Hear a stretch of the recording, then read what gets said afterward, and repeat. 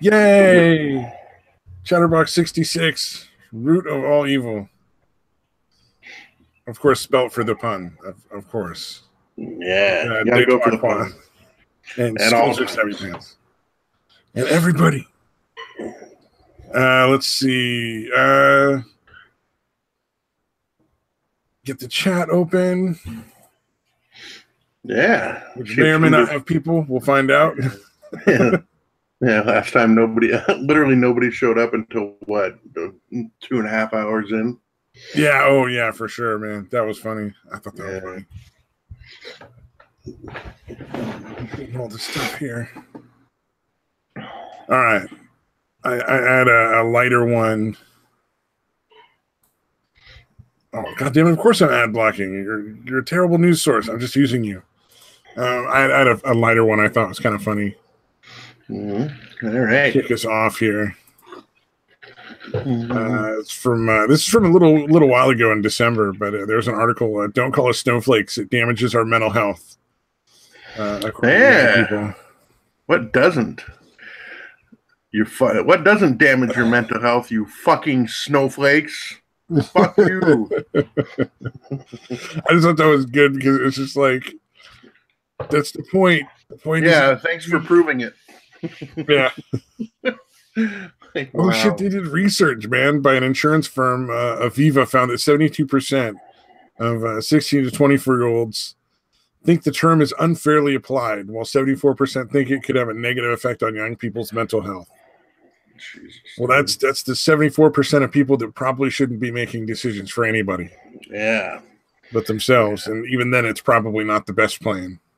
Yeah. 74% that should probably grow a thicker skin. Let's see. Oh, young adults and mental health. Uncomfortable telling people about a mental health problem. 33% of young adults. 27. I assume this is like the U.S. versus the U.K. There's more people in the U.S. that are unwilling to talk about their mental health issues. Wait, stress? Only 45% fucking experienced stress in the last year or two? Fucking insane that is. Yeah, that must have been really, I don't know what the young adults thing is, but yeah, even for kids, even if it's bullshit, like high school drama bullshit, like you gotta have some fucking stress. Well, I think the high school drama would be more like anxiety, but even then it's still like 46% for anxiety last year. That sounds like bullshit. Percent of depression. Come on, man. Everybody gets depressed now and again. I mean, not Paul Joseph Watson. Oh, is he like perfect? Well, he's really gone in on the fucking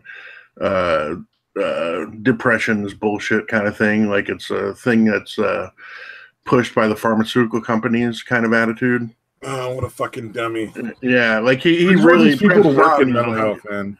I want him to work in my job for like a year when they start talking about that shit. Like, go down and work it for like a couple of months and tell me that, man. Because you'll meet people that genuinely, they don't like it. They're not trying to be depressed. They're doing everything they can to fucking cope, but no, and he really thinks that it's just like, oh, you had something difficult happen, a death in the family, and that's why you're depressed. And I was like, no, motherfucker, it just fucking happens for no goddamn reason, dude. Yeah. Oh, yeah. Well, he's talking about sadness, not depression, and I don't think he understands that there's a difference. Yeah, he's a fucking idiot, and he's done it a couple of times now. Like he made the one video, he got a huge amount of backlash for it. Because, you know, most people understand this shit nowadays. And he doubled down even on that. And then, like, I don't know, 6-7 months later, he made another video about it with some other fucking asshole on there talking with him about it. Didn't Tom Cruise come out and do some of the similar shit where he was all like, you know, psych medications, just all of them are bad kind of thing? And yeah, it's not a good look when you're matching up with Scientology, Mr. Watson. Maybe you should reconsider your fucking arrogant. Oh God, I unsubbed, dude. I unsubbed from. I've never done that over just one video with anyone else, but I was so fucking pissed at his fucking attitude in that thing. I was like, "Fuck you! You're full of shit," you know. Especially because he saw all the comments and he made a fucking little snarky comment and was like, he made something about, look, I know people, it happens when something bad happens to their family and all this bullshit. And he's like, the fact that I have to explain this is depressing. Like, you're a fucking prick, dude. Well, Paul Joseph Watson is kind of a fucking dummy anyway. Like that's always been the case. Yeah, like, he's entertaining, but most of the stuff he talks about is extremely biased, like to the point of like, oh my god, like can you even? I don't even know if it's his own opinions, dude. I honestly think for the vast majority of it, they just put him in front, put something in front of him, and say, "Hey, read this like you're really fucking passionate about it." Probably. I mean, at this point, like he started YouTube to make money and do that kind of stuff, and now he's moved on to doing it professionally for Alex Jones. So. No, it's the same for. That's why any British person with the last name Watson, I'm like, you're full of shit. Emma Watson, Paul Joseph Watson. I really think they're just like actors that are paid to fucking act like they're passionate about shit, dude. Well, with Emma Watson, I think she's just too dumb to fucking do the research. Like, she just wants to fucking fit in that crowd. Yeah. And the Hollywood crowd is, they're progressive. So anybody who's, in her circle who starts spouting off about whatever progressive thing is going on, she's just going to support it. Yeah, that's my point. Is what you do in Hollywood. I doubt she feels as passionate as she fucking acts. Oh, okay. Because I was going to say, like, I doubt anybody's actually paying her enough for it to be worth her time. Yeah. No, she's got such gravity and such fucking appears to have such gravity and passion about what she's talking about, and I don't buy it, dude. I think she's full of shit. I think absolutely, yeah, that's nonsense. Yeah. So, like I said, any British fuckers with the last name Watson seem to be like that. That's why fucking waiting for Mike's comment about how not all people with the last name Watson are bad. Sorry, Mike, can't help it. Yeah, you earned that though. Come on, or if you don't realize that, yeah. But what was it? Oh shit. That's why it's not a good idea, at least in my opinion, to like try to be friends with a lot of actors and actresses, right? Because they know what's going to make them more accepted in whatever crowd, so they sort of play that role. I think, honestly, like at a certain point, I don't think they really understand how to be people anymore. Yeah, it's weird. I'm sure not all, but most of them, I think, get wrapped up in their own fucking egos and just pretend to be that likable person whenever they're with people. Yeah, I think it's I think a vast majority of actors, or at least the really good ones, tend to either actually be really emotional and fucking really can feel and kind of fucking get in there at that. I think it's either that or it's somebody that's like a fucking sociopath that is just really good at pretending, at fucking masking what they're really thinking and shit. Yeah. And is able to pretend to have these emotional range that they don't actually feel. Well, I mean, at a certain point, you practice pretending to be that person. You're going to get good at it. I mean, you've done it enough times. You put in the hours of work. Right. Yeah, that's why I think, like I said, I wouldn't be surprised if most or a good chunk of the successful actors are pretty high-level sociopaths. So. I don't know about sociopaths as much as narcissists. Yeah, that's true. I might get a little far, but yeah, I think some of them are genuinely like decent people that are kind, caring, and just actually can, genuinely get into that shit. It seems to be one of the two. Well, for most, it's narcissistic to want everybody to be looking at you and thinking how awesome you are. Because that's ultimately what drives most people who are in like the entertainment industry. Right. But there's a lot that don't seem to, and that's why I kind of kick in the other one about, people that just genuinely love to do it and actually, are capable of actually feeling on a normal level. People like if you look at like Al Pacino or Robert De Niro, Dustin Hoffman, they don't seem to fucking they don't seem to be after the fame. Like, you don't fucking see their fucking faces everywhere. You don't, I can't imagine them. I can't imagine them calling up TMZ to let them know that they're going to fucking Starbucks to get a coffee. You know what I mean? Seems to be kind of like he's had his wife for a long time. His kids are super drama driven, but he seems to be pretty chill. Yeah, that's true. There's plenty, but again, that is probably the exception. I'm almost certain that is the exception rather than the rule. Again, vast majority of them are the look at me types. Oh yeah, well, there's always going to be that sort of dichotomy there. Yeah. When you look at the what is it? Oh, Suicide Squad movie, and like how the one dude, Jared Leto, gave like all these bizarre gifts to people. Oh, right. Like a fucking briefcase full of bullets to fucking Will Smith, and he's sitting there going, "What the fuck am I gonna do with this?" Yeah. He's really into the character. He's like, look how method actor I am. Yeah. I like Will Smith's response to that though. Mm. Yeah, that's cool and all, but I'm just gonna pretend to be this. That ain't what I don't do that shit. I'm not into that. Yeah, I can do a good enough job without the method thing. It's called acting. Yeah. Dude, that reminds me. I still have not been able to watch the rest of the fucking Jim Carrey thing. Jim Carrey, Andy Kaufman thing. It gets fucking crazy intense, doesn't it? It's to a point where you're cringing so fucking hard. Yeah, it's really amazing, especially when you hear him talking about Jim Carrey as Tony Orlando or whatever. Like that's fucking bizarre, dude. Yeah, when he's like talking about himself in third person, not in an ironic or humorous sense. Yeah, it's really fucking creepy. It's interesting, but I don't know, man. It's too off-putting to fucking finish, man. It's hard when you're looking at, so essentially to me, it seems like that was a big part of Jim Carrey learning how to be self-aware.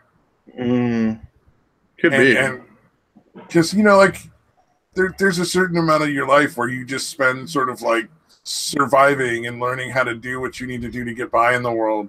Right. And then at a certain point, the higher processes start to kick in and you learn how to be like, I hate to use the term, but it's a good term, self-actualized. Yeah, even though that's like a bullshit hippie term now because a lot of people have corrupted it beyond any recognition. Right. Yeah, well, no, you can see that, especially with somebody like Jim Carrey, who has been playing the clown for so long. Yeah. You know what I mean? And he's great at it. That's not a derogatory, I'm not saying that in a derogatory way. Oh, yeah. Fucking great, dude. He's fucking hilarious. But, someone like him, yeah, it's probably been a way to avoid dealing with the bullshit of his past, Yeah, and learning how to, deal with morality and what do you think is and isn't moral and what's, what is this really what you want to do? Is this, are you happy with where you are? That kind of thing. Yeah. No, there was definitely a lot of that, man. Holy shit. Especially how are you going to deal with the impending death, that kind of thing. Yeah. Especially with him as when he was channeling the Tony Orlando. Is it Tony Orlando? Is that the right name? The fucking asshole that Andy Kaufman played and other people played. Sounds right. Yeah, I know it's Orlando. I can't remember the first name. But yeah, just because that guy was, that character was pretty fucking brutal. So, yeah. Oh, yeah. Oh, hey, Stenchover, what's up, man? William Stenchover in the chat. Yeah. Yeah, that character was so over the top when he played it. But then it was when Andy Kaufman played it too. So yeah, and it was Tony Orlando, I think. That was correct. Yeah, it sounds right. I never trust my memory. Oh, there used to be a show. I forget what channel it was, forget the name of the show, but it was basically just comedians bullshitting about stuff together on stage, and they'd sit and discuss like, politics and shit like that. And at one point they were having a discussion about stuff and how it applied to comedy. And this is before I saw the Andy Kaufman thing, but they had basically somebody playing Tony Orlando just going off and they had to have him removed. Oh, wow. Security had to come and take Tony Orlando out. And now I look back at it and I'm like, oh, the whole thing was a fucking bit. somebody dressed like Tony Orlando for the sake of that character and paying tribute to Andy Kaufman and why offensive humor is funny. And so, awesome. It was pretty good. I'm looking. It's one of those things. I get it now, but at the time, I was like, what is with this dude? He's so mad. Right? Like, why did they let him in here? This guy's a fucking lunatic. Oh man. Yeah, anytime they do a little farce like that is pretty good. Like they did. This is not in the same vein as that, but it kind of is. They had a Monty Python reunion thing. And then they had Eddie Izzard go in there and talk like he was actually part of Monty Python. Oh, for about a few minutes, and then they're finally like, "What the fuck? You weren't in Monty. Get the fuck out of here." That's pretty clever. I like that. Yeah. Oh man, that kind of stuff is always good, like the inside jokes kind of thing. Yeah. Yeah, it's kind of like the. Do you remember the? I don't know if I've talked to you about this before, but the Stefan character that Bill Hader used to do on Saturday Night Live. No, because I stopped watching Saturday Night Live after like the '90s. I don't think I watched it ever after that. So. Well, Bill Hader's really good. He was fucking hilarious. But there were a lot of great people on Saturday Night Live. Saturday Night Live was just awful. Right. Yeah. But he did this character called Stefan, like usually during Weekend Update, where it was like he was kind of like a club kid, he was supposed to be like a New York club kid, and basically he would have these weird like the place where the club was some weird thing, like I'm trying to think of one of them now. I'm fucking drawing a blank. But it would be a place that didn't really exist, dude. It's fucking some stupid shit. Right. And then he would do like a list of like who's going to be at the club. And John Mulaney, who was the one that usually wrote those, would throw ones in there to make Bill fucking laugh. Like to throw him off and to make him break character. Yeah, because that's always like half the fun of that kind of stuff. Is getting to see the guy like get to the point where he's cracking himself up.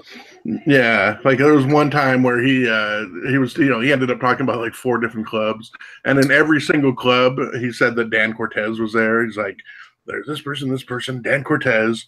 I don't know if you remember him from MTV Sports back in the day, but like by the 3rd or 4th time he was fucking just cracking up because that wasn't in the original bit. He just kept throwing his name in there every time. But yeah, any of those kind of inside jokes, dude, where you don't realize, like, at the time, you don't realize what the fuck's going on. You find out, they're like, oh, okay, that's why he fucking always cracked up. Well, it's like Brittany Venti. If nobody knows who that is, she's a streamer that is super, super annoying and stuff, and it's all a character done by Brittany Deer. Mm-hmm. So you can find like 2 YouTube channels. There'll be a Brittany Venti channel, and there's a Brittany Deer channel. And Brittany Deer is the one where she's just being herself, whereas Brittany Venti is the character. And if you don't know it's a character, you don't realize that like half the time she's crying.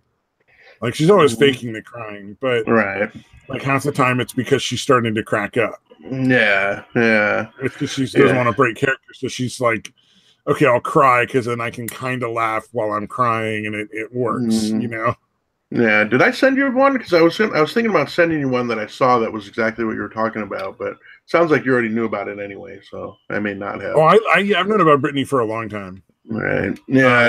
There was one point at which somebody showed it to me. Genuinely funny shit. The stuff, because I think at first she was just a streamer. And then something happened where she got like genuinely upset, and people thought that was funny, so they tried to get her upset, and then she started acting upset at everything. You know what I mean? Became that character. No, if you watch her, she talks about it. She just made the character because she saw these like titty streamers that were ridiculous, and she wanted to be like, she wanted to make a character that was like a farce of those people. Right, but I mean, she started getting a lot of donations from little video clips and shit that were making. Oh yeah, well, people got mad at the character because they thought it was real.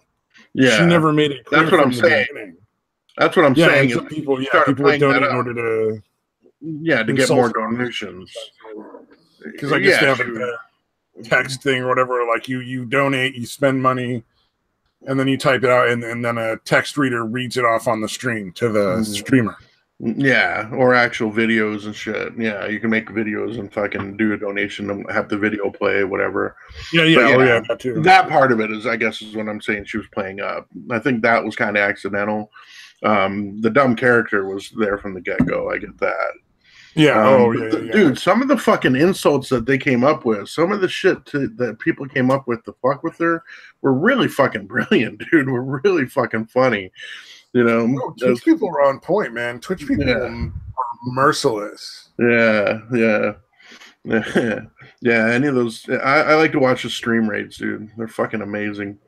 There was one where this dude's supposed to be like he's a white kid, like probably his late teens, early 20s, that was supposed to be a Buddhist, and people were just calling in with fucking, talking shit, and then the donations, they would do the thing where they would put, they would fill up the entire text part with the copyright symbol. So it would literally have to say copyright for every single time. So copyright. Or they'd fucking make like really racist jokes. Like they would fucking, they'll start out with something saying they're kind of nice. And they're like, hey, and here's a joke. It's like, and it's read in the fucking text-to-speech lady's voice. So it's a lady saying something like, why does a gorilla have a frown? Because in 6 million years, it'll be a nigger. Like they'll fucking, that lady reading off that fucking joke to this dude is fucking, dude, it's just vicious, dude. Yeah. Dude, there's a shirt apparently that says like happiest monkey in the jungle. Oh my god! Apparently, like any black person who wears that shirt gets in so much trouble. Yeah. It was an ad from, what was it? I forget the name of the company because I don't think they have any stores here, or not many. But it was somewhere in Sweden or something. Oh, who fucking knows? But it's priceless. Yeah, but that was the thing, is they had a band for it. Mm-hmm. Wow! But it was black streamers who were wearing it. God damn, dude, that's amazing. So they were making essentially like a fucked up, sort of a little, not a fucked up, but a funny kind of racist little joke there. Mm-hmm. Well, that was super mad. Yeah. Well, you're familiar with the ad that I'm talking about that started it, right? No, I've never heard the ad.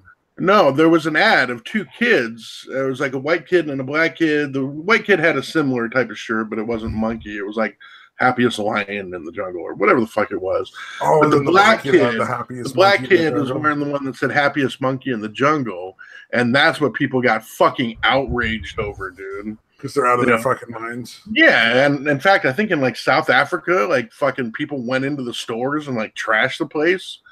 Like they're killing white farmers in South Africa right now to fucking take their land because that's a good fucking plan. Yeah, South Africa's out of fucking control, man. Yeah, apartheid is just ridiculous. Yeah, you guys want apartheid to come back? Because that's how you get apartheid back. I think they pretty much have it back at this point. I mean, it's sort of like they don't talk about the Depression, but like we were essentially in a Great Depression for a while. Like we weren't as bad as the Great Depression, but we were definitely in a pretty bad one for the last very bad recession. Yeah. They don't want to call it a depression because then it's it's upsetting more real. Millennials. Well, no, then people get more upset just and by and large. Like it can almost make it worse. Like exactly. That's what I'm saying. It'll make it worse than it really is. Yeah. And so I think it really is sort of like an apartheid. The Cold War is starting to get back up going again because of the press and stuff. Oh yeah, the Russian hackers. Democrats, yeah. Well, I mean, they're genuinely trying to get more and more stuff, trade, restrictions with Russia and stuff, and it's like, why would you? So ridiculous. Okay, so in Russia and China, neither of them are our friends. They are definitely our rivals. Right. But like China will do shit like, sell honey with poison in it through like other countries to our country. Oh god damn! Whereas like Russia doesn't go to that level. You know what I mean? Like, although Russians are fucking crazy, dude. You really don't want to piss off Russians. They're fucking nuts, dude. Oh, I'm not saying they're not. I'm just saying like they don't tend to be that level of product. Yeah, that's kind of like a passive aggressive fucking. Yeah, that's some bullshit, dude. Well, like, and the other one of the things you can look this up if anybody who hears it doesn't know. There was a huge issue with where Walmart was getting their shrimp because they were getting it from China, and the Chinese were literally like kidnapping people to work these boats, and if you didn't do the work, they'd just haul you out on deck, put you on your knees over the back, and shoot you and kick you off the back end of the fucking boat. God damn, dude. I mean, it was just like literal like slavery just to get shrimp in China for Walmart, and Walmart was totally aware of it and didn't care. Yeah, no, I fucking hate. Yeah, I fucking hate Walmart too. I will not shop in Walmart. I wish there were more people who would finally just stop shopping there because it's such a corrupt company. Yeah, and the things that they support around the globe are so fucking bloody and atrocious. Like buying a Walmart shirt is only killing a fucking kid in China. It's so bad. Right. The stuff they do it's insane, and nobody fucking wants to like call them on it on either side. That's what really bothers me.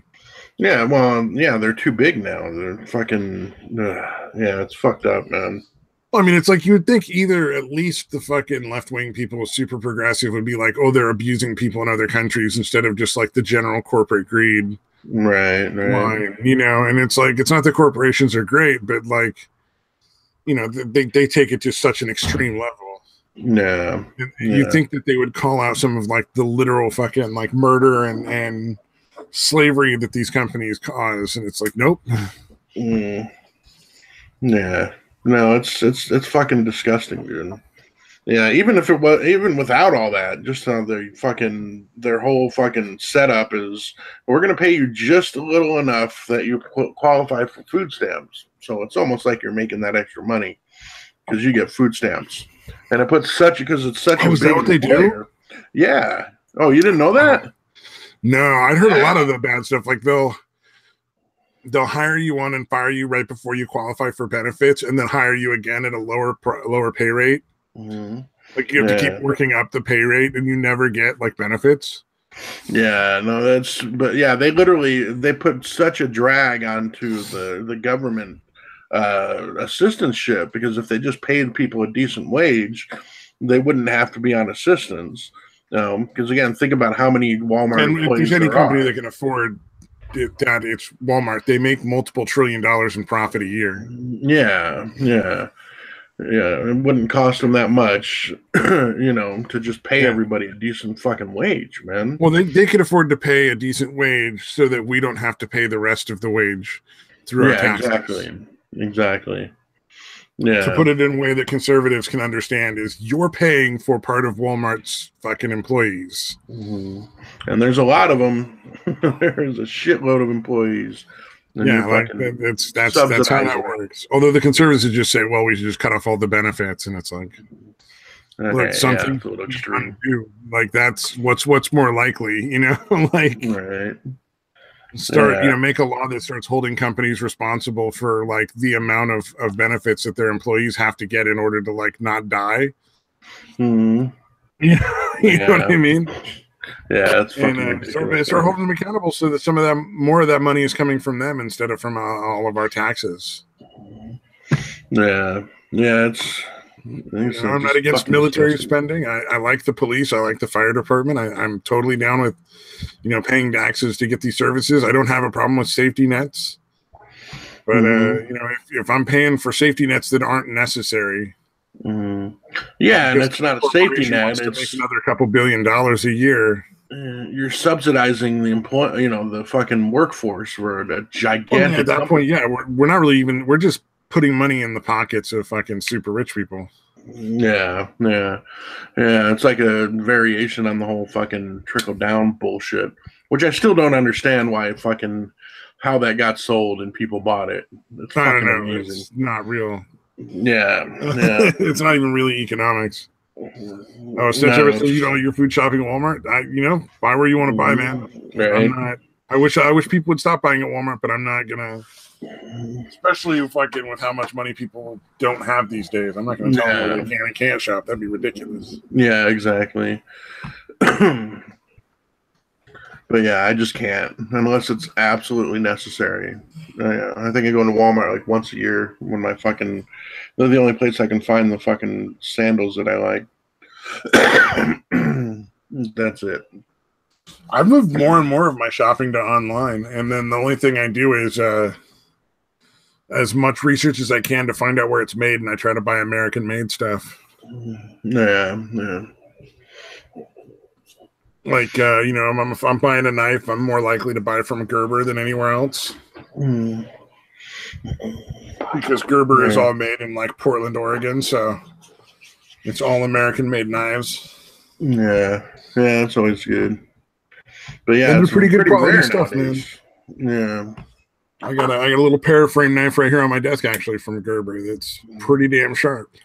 I'm trying to think, my dad had a fucking shitload of knives, dude. And he had one that, like, I can't remember the company, but for some reason the knife was worth like $500 or $600.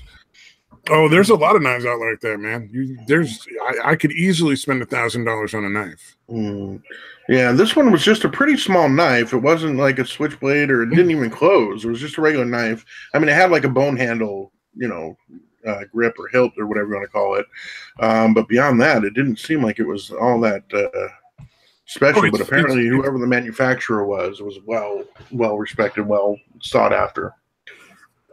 It's ridiculous. Anybody that's going to spend more than like $100 on a really good quality, like fixed blade knife is out of their mind. Right. You can get top quality, super fucking reliable knives that you could beat the hell out of and are going to keep going for under $100 easy. Right. The folders I've got are both under $20. Like, I got a nice little Kershaw folder that like flips open like super, almost like a switchblade quick, but it's not a switchblade because those are illegal in California. Right. And Gerber folder, and like $18-19 a pop. They're not super expensive, but they're sharp as fuck, and they're gonna last for years. Yeah, I've got a few laying around here that I took from when my dad passed away. And I think, the fuck does this work? Oh, there it is. Okay, I was trying to figure out how to close this one. It's one I give to my son. It's just really bare bones. It's like you normally have that part in the back where you push down so you can put the blade back in. Yeah. Liner lock. Yeah, it doesn't have it there. It's like actually right next to the knife. You have to like push it over to a frame lock. One of the two. It's either a frame lock or a liner lock. But yeah, this one's a little different. Like even the jacket or the packaging around it, whatever the fuck you want to call that, is like it's metal, but there's like big chunks of big like long holes in it. I gotta show this. I can't fucking describe it, dude. Hold on. Fucking tilt this shit. All right. See if I can present this here. Show you what I'm talking about. That's showing up. Oh, the fucking light right there. Okay. So yeah, it's basically like, and then the thing that you push is like right here. You push it over, slide it down. It's a little dangerous, but that's why I gave it to my son. The only way you learn is by cutting yourself a few times. Yeah, I think that's called a liner lock. Yeah. Okay. I'm gonna look up because I got a couple that have the same kind of lock.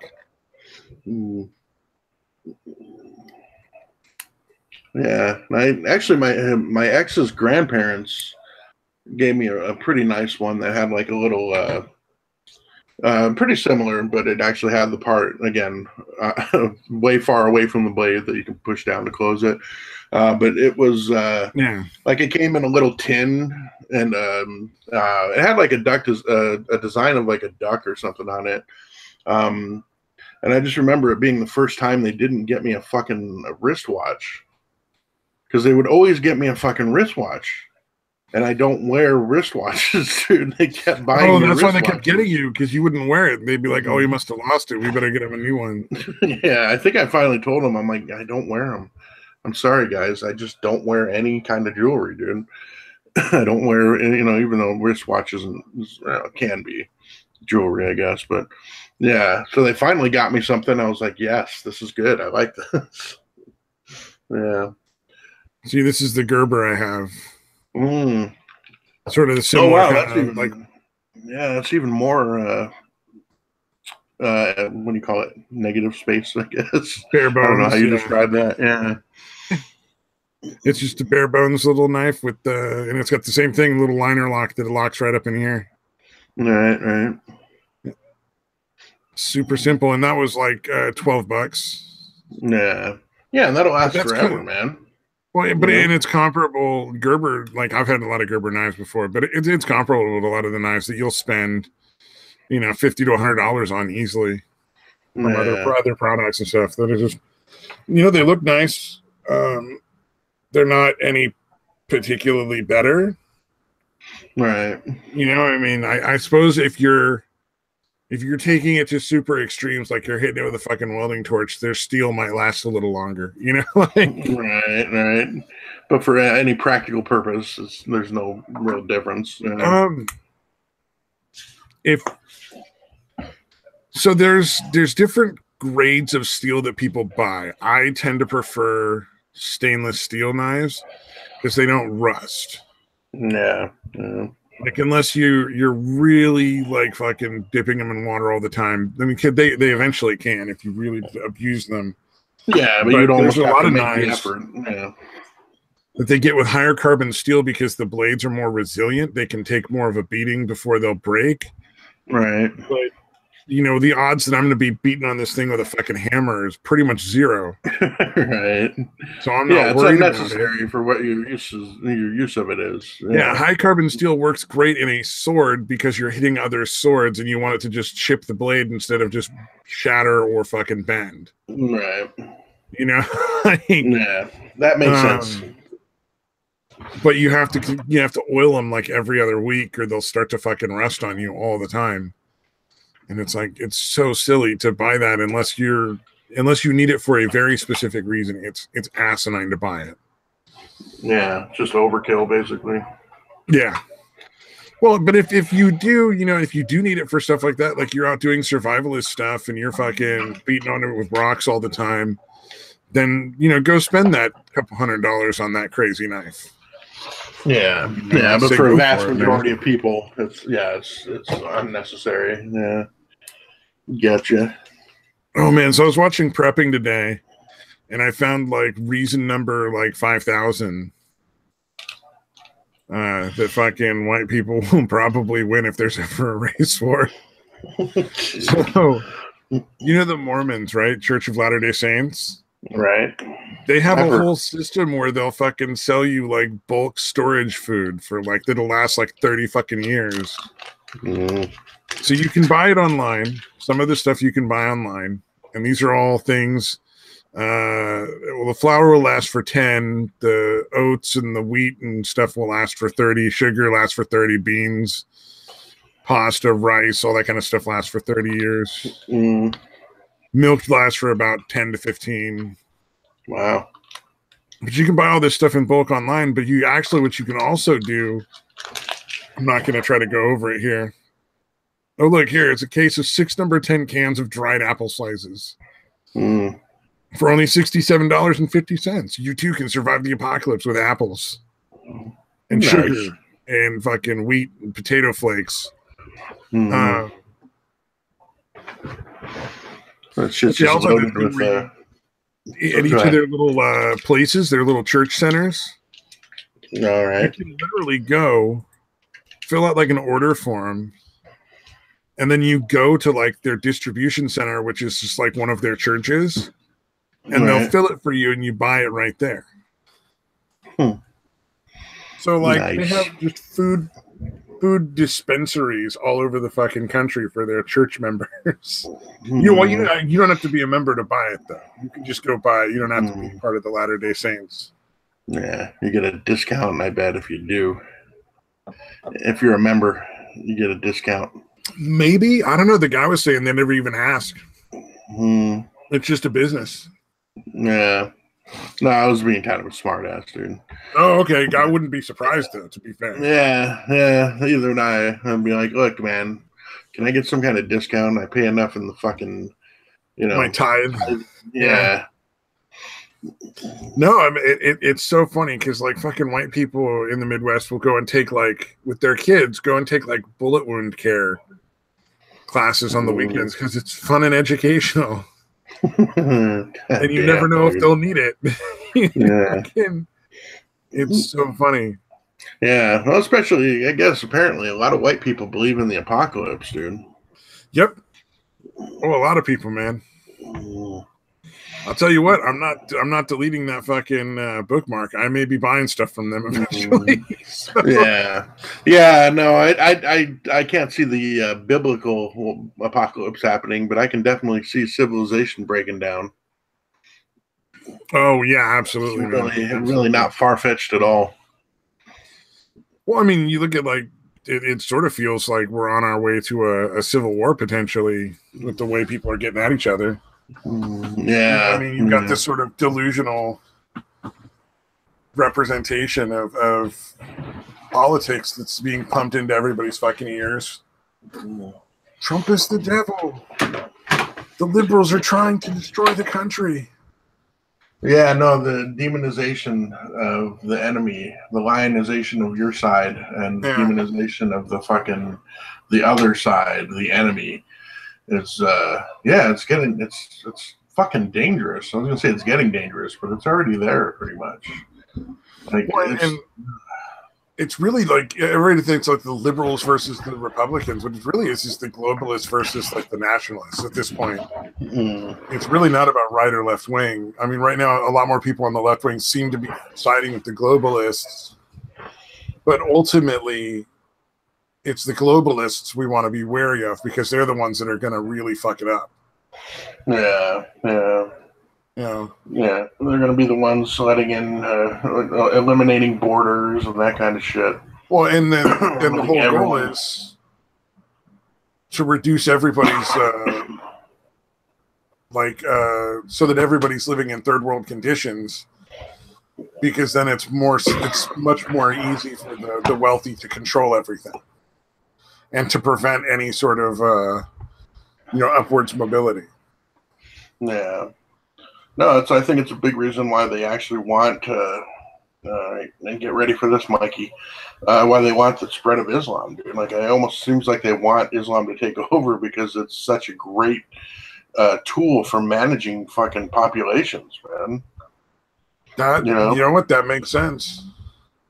Yeah. Religion has often been a great manipulation tool. Yeah. And I think the way Christianity has evolved since... in the U.S., it's basically evolved to be, God damn it, come on, brain. Well, there's a reformation that happened. It's evolved to be more of a charitable thing and a way of encouraging a certain, set of morals in people, kind of thing. Yeah, and fucking Christianity did horrific things back in the day, no doubt about that. But they're actually, they actually kind of grew out of it, because again, usually the church, even if you had secular leaders, hundreds of years ago, they were really, the church told them what to do, essentially. You know what I mean? They were really the ones running shit. It's slowly over time begun to be, more and more tolerant. Yeah. I mean, it's evolved with people's morals, just in general. So the morals of most Christians, or the morals of most Christians are standard Western culture morals. Right. Whereas the morals that Islam teaches are really not remotely close to Western norms, Right. It's still a very barbaric kind of medieval I don't even know if it would qualify as medieval. Yeah, but a really barbaric system, dude. Like, I mean, you look at Iran. I mean, look at Iran in the 70s when they were not controlled by Islam, and it was just like here in the 70s. You know, people with their bell-bottom pants and, you know, chicks wearing makeup and fucking skirts and pants and everybody having a great time and doing fine. And then it was infected with Islam and basically controlled by it. And now fucking you got the ladies in their fucking bag suits can't walk around or they'll get shot, you know? Yeah. Iraq too, man, before Saddam Hussein took over was like that too, man. Yeah. You know, it was incredibly secular, you know, but they let extremists take over, man. And, you know, that's the thing is, the thing that kind of bugs me about it is like, yeah, there might be a vast majority of the Muslims that don't participate in the terrorism and all that shit. But they don't, a lot of them don't disavow it. Like they kind of like, it's almost like they accept it. Like they think it's actually a right thing to do.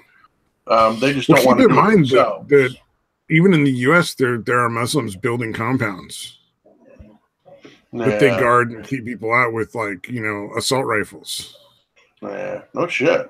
So yeah, like that's happening more and more throughout our country. So I don't know, the pretense that it's not like this militant religion trying to take over is, I think, we're gonna have to get past that. Yeah. You know what? No, I thought that Mormons doing that shit, but like the worst they do is, you know, marry underage kids. Yeah, you know, whereas like wives. And we deal with that anyway, but like with the Muslims, it's like they also do the marrying underage kids and shit.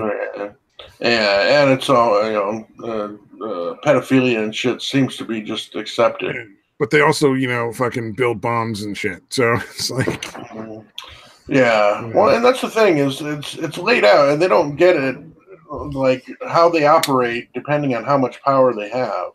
Yeah, like it's laid out in the Quran and the Hadith that, you know, that look, you know, you act like the religion of peace when you're a minority until you get enough power, and then you can fucking be the heavy-handed fucking warlord type thing. You know, it's how they've done it fucking everywhere, dude. It's how they're doing it now. And people it's starting to get pushed back. Did you see what what was it? Oh, Switzerland now. Here we go. I'll show this article up there. I say hey to Sicko in the chat. He wants to remind us there's no such thing as assault rifles because rifles don't attack people.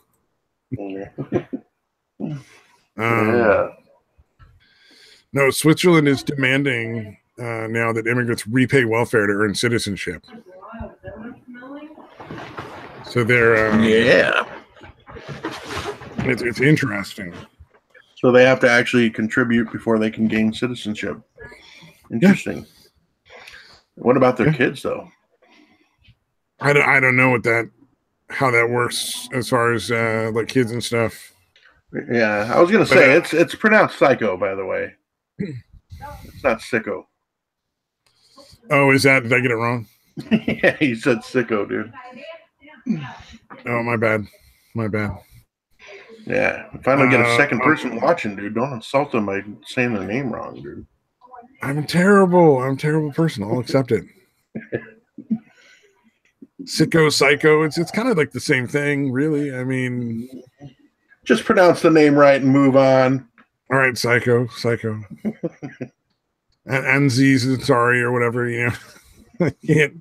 Guy's name, I don't think I'm ever going to be able to say right. Yeah, that's fine. He's probably not ever going to watch. I'm going to go out on a limb and say he's probably never watching the broadcast, dude. Well, hey, you know what? You know what's really entertaining to me, at least. I was catching up and watching some old Steven Crowder stuff just to kind of see what was going on. Mm-hmm. And man, the number of articles we've covered that he covers is pretty uncanny. Oh, really? There's a couple episodes where I'm like, that is like everything we covered in like a couple of our shows. That's a trip. Yeah. Not Gay Jared is watching. He's going back and watching streams after. Or they're just so fucking funny and out there that everybody gets a laugh out of it, I think. Right. Yeah. You know, I saw the actually I think it was earlier today. Let's see if I can actually pull this up. There was some chick that claimed that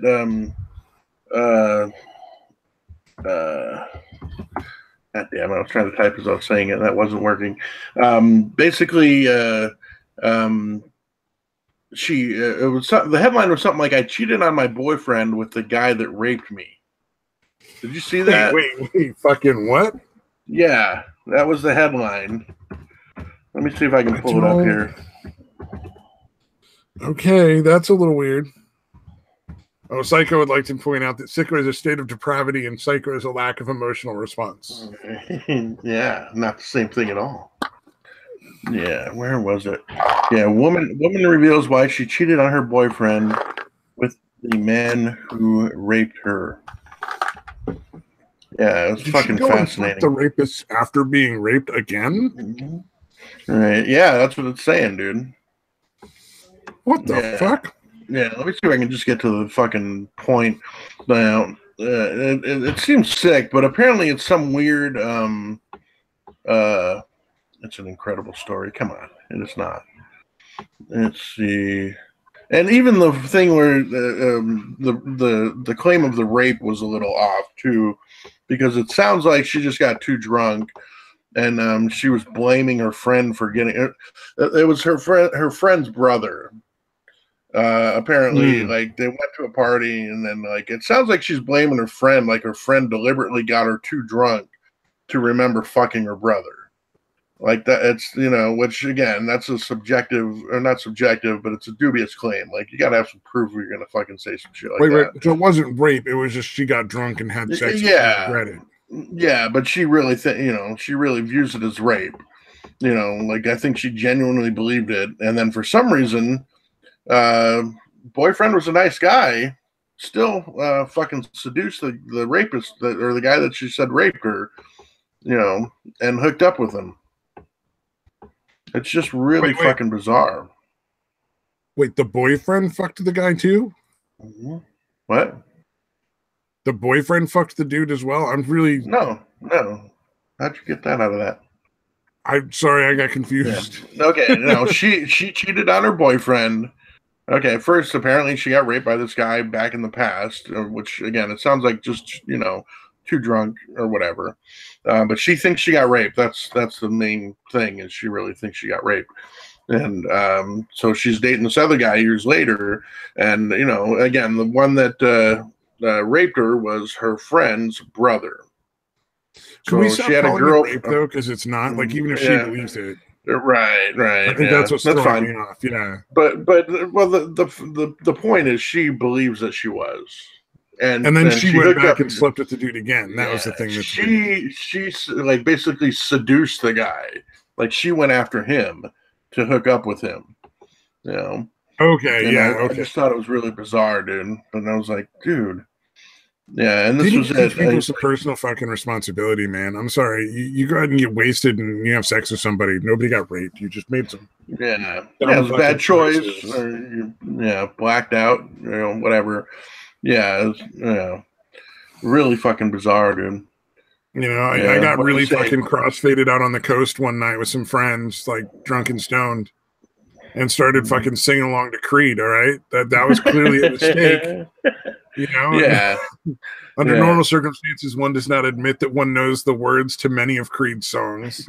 But that you make bad choices when you're wasted, man. That just happens. Yeah. Creed did not rape me. I just sang along. Right. Yeah. So it's really weird. And then it was just like she's like, I know I should have been ashamed or worried that my boyfriend would find out. And then she's like, but I was neither. Instead, I felt like I'd scratched a hard-to-reach itch. I don't know what that means, dude. But it seems crazy. I guess it can happen in situations like that where you felt like you were powerless and it feels like you have some kind of power. It seems like a really weird mindset, though. It's a fucking really bizarre mindset. Although, again, I've never been a rape. Honestly, it sounds like this bitch. It sounded like this bitch got drunk, cheated on her boyfriend, decided to call it rape, and then decided to cheat on her boyfriend with the guy again. Only this time she managed to convince him through some sort of bullshit that like it was a good thing for her. That it would help them really bizarre. Or something. It was just nonsense. Yeah, it's pretty. I just thought, especially the headline, I was like, that's really fucking weird. But yeah, apparently she had dated that guy for a year. The one that she cheated on with her friend's brother or whatever. Yeah, she had dated. She had dated him for an entire year and ended up dating him for 3 more years, and then somehow doesn't feel bad about cheating on him with the, guy that she claims, raped her. Yeah, I don't know, man. I think she's just nuts. I think that's a big part. Oh yeah, they're all fucking out of their mind, man. That's one of the reasons why I don't really have any interest in dating anybody under 30. It's just like they're all fucking insane.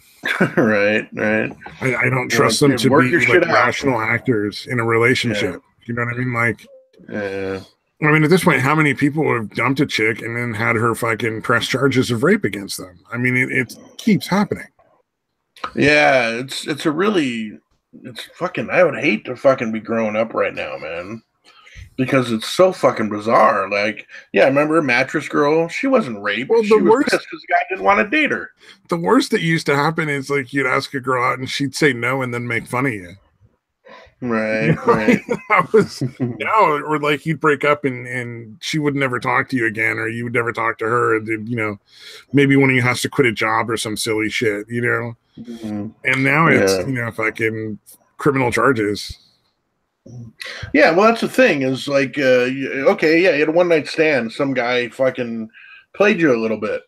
Like, okay, you fucking learn from it and move on. You don't fucking accuse him of fucking rape, dude. I gotta say, dude, if it's a one-night stand, I don't think anybody got played. I think people are lying if they say they got played. Yeah. Who believes that the first, whether it's a one-night stand or not, if it's something where a guy kind of lied. Oh, no, I totally get what you're saying. I'm just saying, like, if it's a one-night stand, that means you met and fucked the first night. Like, nobody's really expecting a commitment after that, unless they're delusional. Well, women will fucking, you know what I mean? If the guy they can expect it all they want, guy fucked her everybody knows. Yeah, the guy fucked her a little too well. She can fucking go crazy, dude. They can set shit off in there. Like, oh my God, that was the greatest dicking I've ever experienced. That guy, I'm gonna marry that fucking guy. Well, there's also that kind of issue with some dudes though too. Right. Especially if it's a dude that doesn't get laid very often. Yeah. They'll suddenly be in love. Yeah. Yep, I can definitely see that shit happening, dude. Oh, Psycho says her boyfriend had a small penis. The rapist was hung. Yeah, that would explain it. And then men with small dicks should learn how to use toys or eat pussy. Either way, I mean, right? Probably both would be good. Oh yeah, he's MGTOW. Yeah, I don't know, man. The more I hear about it, the less I kind of like. I partially want to make fun of MGTOW just because it seems like, why would you need a club to just not get married? Yeah. Like, it just seems a little too weird to me. Like, but maybe that's just me being not wanting to be like a joiner kind of thing. Right. Well, I think for me it was the two MGTOWs. The only two MGTOWs I'd really known about for the longest time were Angry MGTOW and Traversable MGTOW, and those guys are fucking ridiculous. So I think it just put a bad. I have yet to hear a rational MGTOW. I really should listen because people have suggested other ones to me. Yeah, but, Bernard Chapin's a good one, man. He doesn't really talk. He very rarely says the term MGTOW, and he doesn't talk about MGTOW shit all the time. In fact, it's kind of rare. Bernard Chapin's a really good one. Yeah. Psycho says Raging Golden Eagle. Raging Golden Eagle is good too. Yeah, that's another one. Yeah. I just figure, I'm not interested in marriage. I don't really know that I need or care if there's a specific label for it. Like, if somebody wants to call it MGTOW, call it MGTOW. I don't really care. Yeah. But Yeah, I'm kind of in the same boat. Like I again, completely stopped dating. I've done almost all the same shit. I just don't.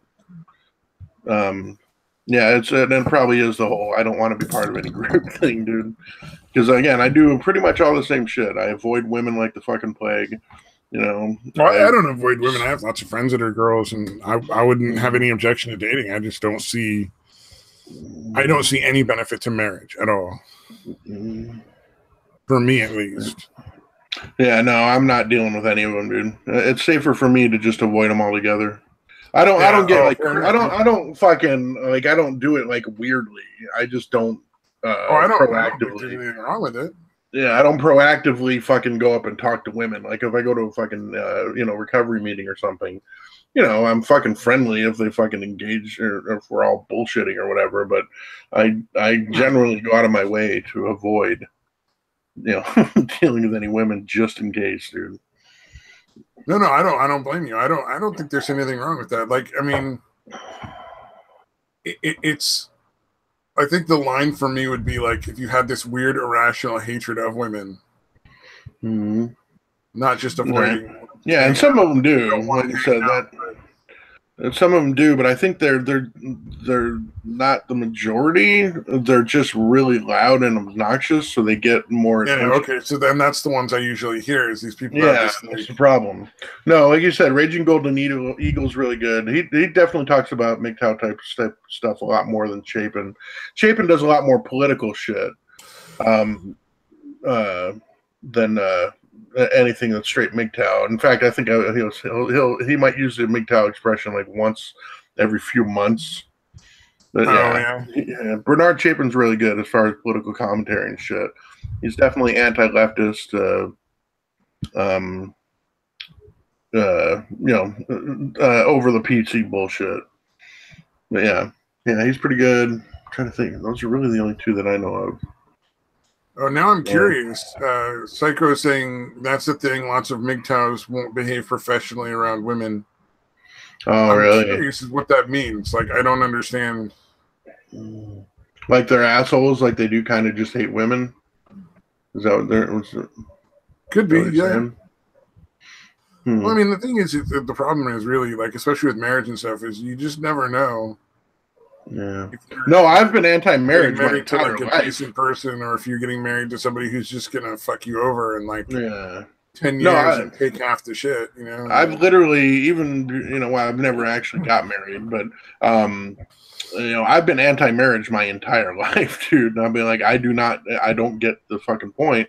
And I had heard a few stories about what happens, especially to what happens to men, and I'm like, this is fucking bullshit. Like, I'm never gonna fucking do this. Okay, yeah, he's talking about just common courtesy. Yeah, like the people that like MGTOWs who get angry and are like openly, I'm guessing open. They're like, like you're a woman, you're automatically bad. Like they just treat them like shit. Like they're overly aggressive at them for no fucking reason.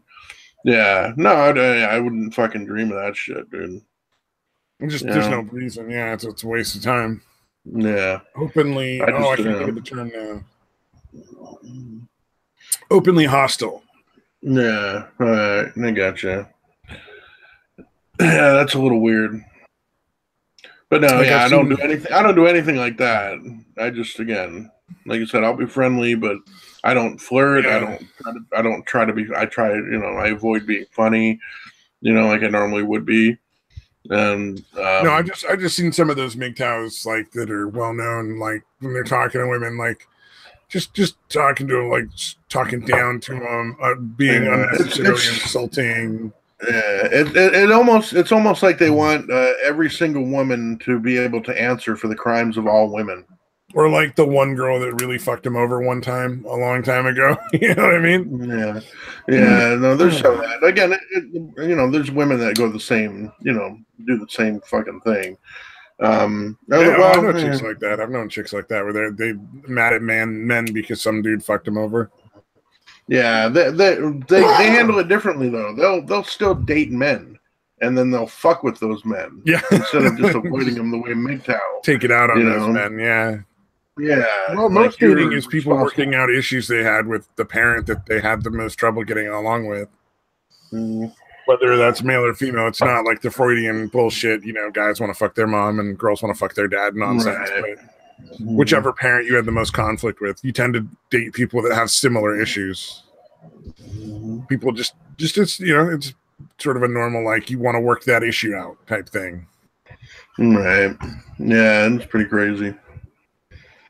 Yeah, life is too short to hate, Psycho. I absolutely 100% agree with you. Life is too short to fucking hate, man. It's such a waste.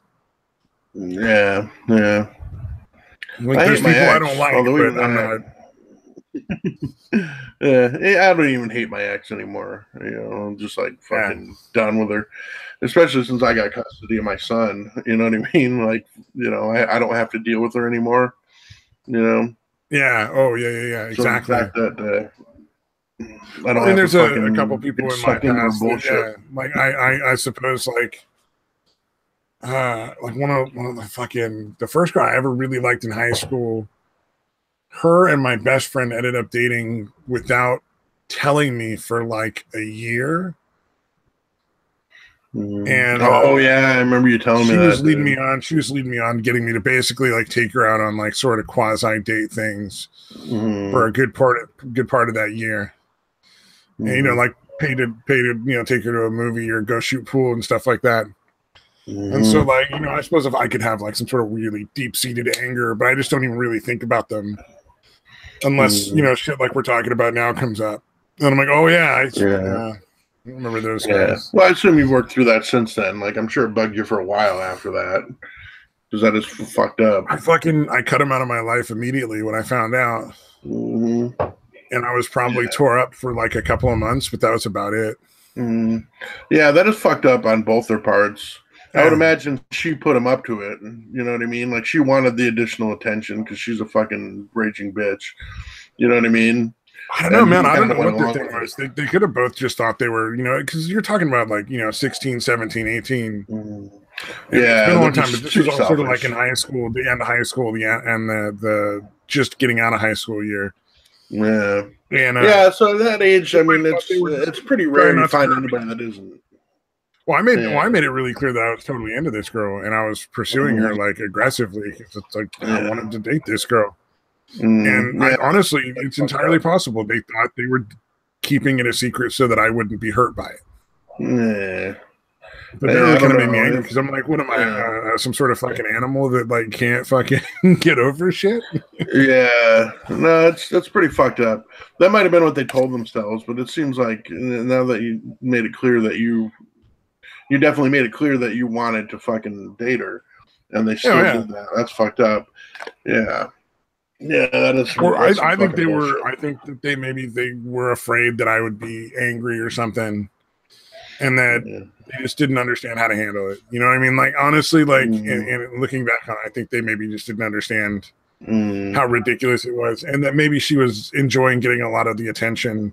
Yeah, that's what I'm saying. It was just sort of it happened to be a really easy thing to slip into. You know what I mean? Yeah, and then the longer it's easier not to argue. Yeah, and then the longer it goes, like the more the harder it would be, kind of thing. You know what I mean? Yeah, like we should really tell him. Yeah. So this whole year we've been fucking over at his mom's house. Yeah.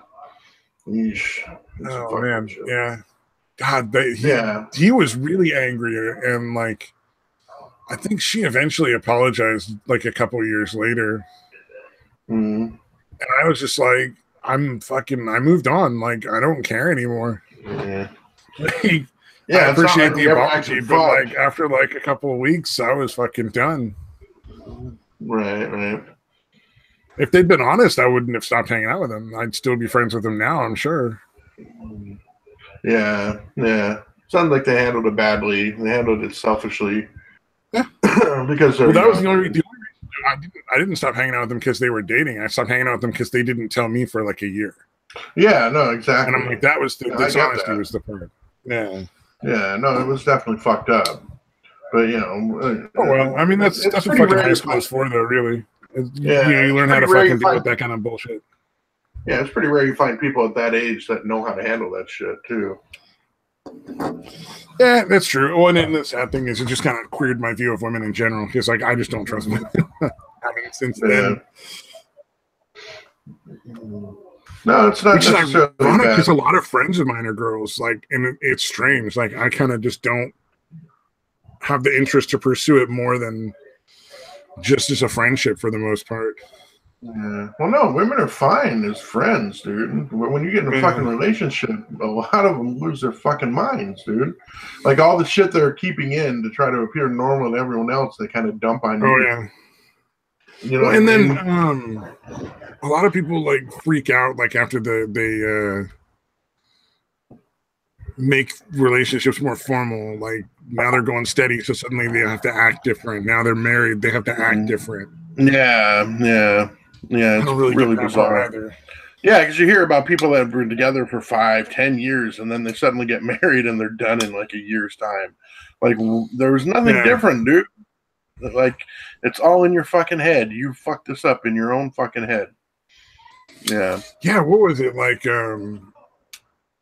Like one of my best friends, like in my 20s, like that dude got married after being together with her for 2 or 3 years, and then it was over inside of 2 years. Yeah. No, they dated all through college. So like for 4 years they were together, and then they were together for another year or so after college. So 5 years, and then they got married, and it lasted 2 years after that. Yeah, it's really bizarre, man. Yeah, everything changed when they got married, man. She cut her hair super short, and then suddenly like they had a bedtime, and wow, they had to do a bunch of different stuff than they were doing before that, and they had different goals all of a sudden, and I'm just like, that's not healthy or normal.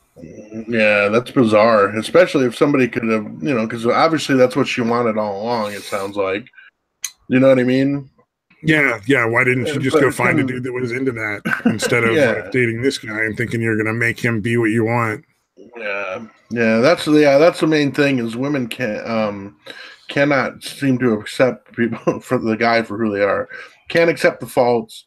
They can't. It's almost like they find something they like about somebody. But then they want to fucking mold them like any other shit that doesn't match what they want them to be. They try to fucking mold them into that. I wonder really what it is, because it's like I think there's a cultural sort of drive to that. Like you look at romance movies and shit. Mm-hmm. Oh, Psychos is mostly, I think women are hateful. Hashtag not all. Well, they're definitely overly emotional, and especially in this society, they have a diluted sense of entitlement, man. And the fucking having a pussy is, their most valuable possession. I was thinking about this the other day. The fact that for men, like the most valuable possession you're probably going to have is your house. For women, even if they own a house, it's still their fucking pussy. You know what I mean? The one thing I do notice is women tend to be a lot more vindictive. Yeah. They'll hold on to grudges for a lot longer than most dudes that I know. Yeah, no, I've heard the way some chicks talk about potentially getting fucking vengeance on people, and I'm like, holy shit, be like you're 10 years insane. down the road, you're like, it's 10 years. Like, you should be over that by now. Yeah, no, it's really creepy, dude. Yeah, I would not say no to marriage if I met somebody that just honestly was totally cool. Like didn't have all those issues with somebody like the super fucking laid back, like some stoner chick. Yeah. I wouldn't, unless there's some pressing fucking need. Like, this is the only way they're going to get health insurance. Like, if it became necessary for some reason. Yeah, no, obviously. But, somebody who didn't have like that vindictive, spiteful sort of weird, but you never know, sideways coming at things. Well, that's again, they're good at hiding that shit, though. You don't fucking know. Oh, well, the only way I do it is absolutely with the prenup and not in California. Right. Like, so we got to move out of shit in California. We'd have to move to another state. Yeah. Which I plan to do, not in a few years. So Yeah, I would get married at the end of our lives so she could fucking inherit my, fucking inherit shit. That would be the only reason I can think of. I would be happily unmarried for like 30 years and then fucking be like, all right, we might as well get married so you can, there's no issues when I die. Oh, yeah, that's right. Psycho is also a fellow Californian. But yeah, I mean, that makes sense for inheritance and stuff. I've met a couple girls who unfortunately were already taken who were legit just like laid back, not crazy, very open about what they expected or wanted. So I don't know. Yeah, it's pretty few and fucking far rare, between. though. I'd say probably two in 37 years. So yeah, no, again, incredibly rare. Dude, the one relationship that I look at, and I only met them like a couple of times at parties, was this guy and this girl. Well, I worked with the girl and I met her husband at like parties and stuff. And they were both just so fucking genuinely relaxed and happy and pleasant. And they weren't like dumb or anything. Like they're super smart and everything. They just were like, they just didn't do any of the drama shit at all. It just didn't even start. Yeah, they're out there. It's nice because usually what happens with the one person might be like that, but then they're dating a fucking asshole, or if it's a guy that's like that, he's dating a fucking bitch. Like it's really weird how that fucking works. Sort of the opposites attract kind of thing. Yeah, or it's almost like a predator prey thing. Like people like my ex, seem to fucking find somebody and somehow they can sense that's a person they can easily take advantage of, I guess. You know what I mean? Like they have some kind of fucking sixth sense. No, I know what you're talking about. I'm just like that. I've seen that. I'm just saying these two different couples that I've met like that, or two. Yeah. This one couple was like so memorable for not being that way.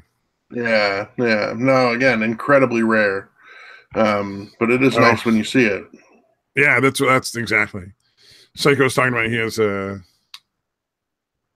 he knows two porn stars in a happy marriage of 20 years. Yeah, I think because porn stars, some of them are like just really happy with having sex all the time with all the different people. And if they can accept that part of it, then they can have great relationships with each other and stuff. Be like, yeah, you're going to fuck a bunch of different girls. I'm going to fuck a bunch of different dudes. And, but at the end of the day, we're still together kind of thing. Yeah, yeah. Yeah, you would think that job would make you a little more open. Well, in one way, I think it kind of satisfies, what is it? That sort of animalistic need to just spread the seed, spread the genetics kind of thing. Right. I don't know who Sandra Romaine is. Let me look up Sandra Romaine, not on a screen share, obviously. See what she looks like, because I'm curious now. Now we know what Psycho is into. Yeah. No, that's Ramoyne.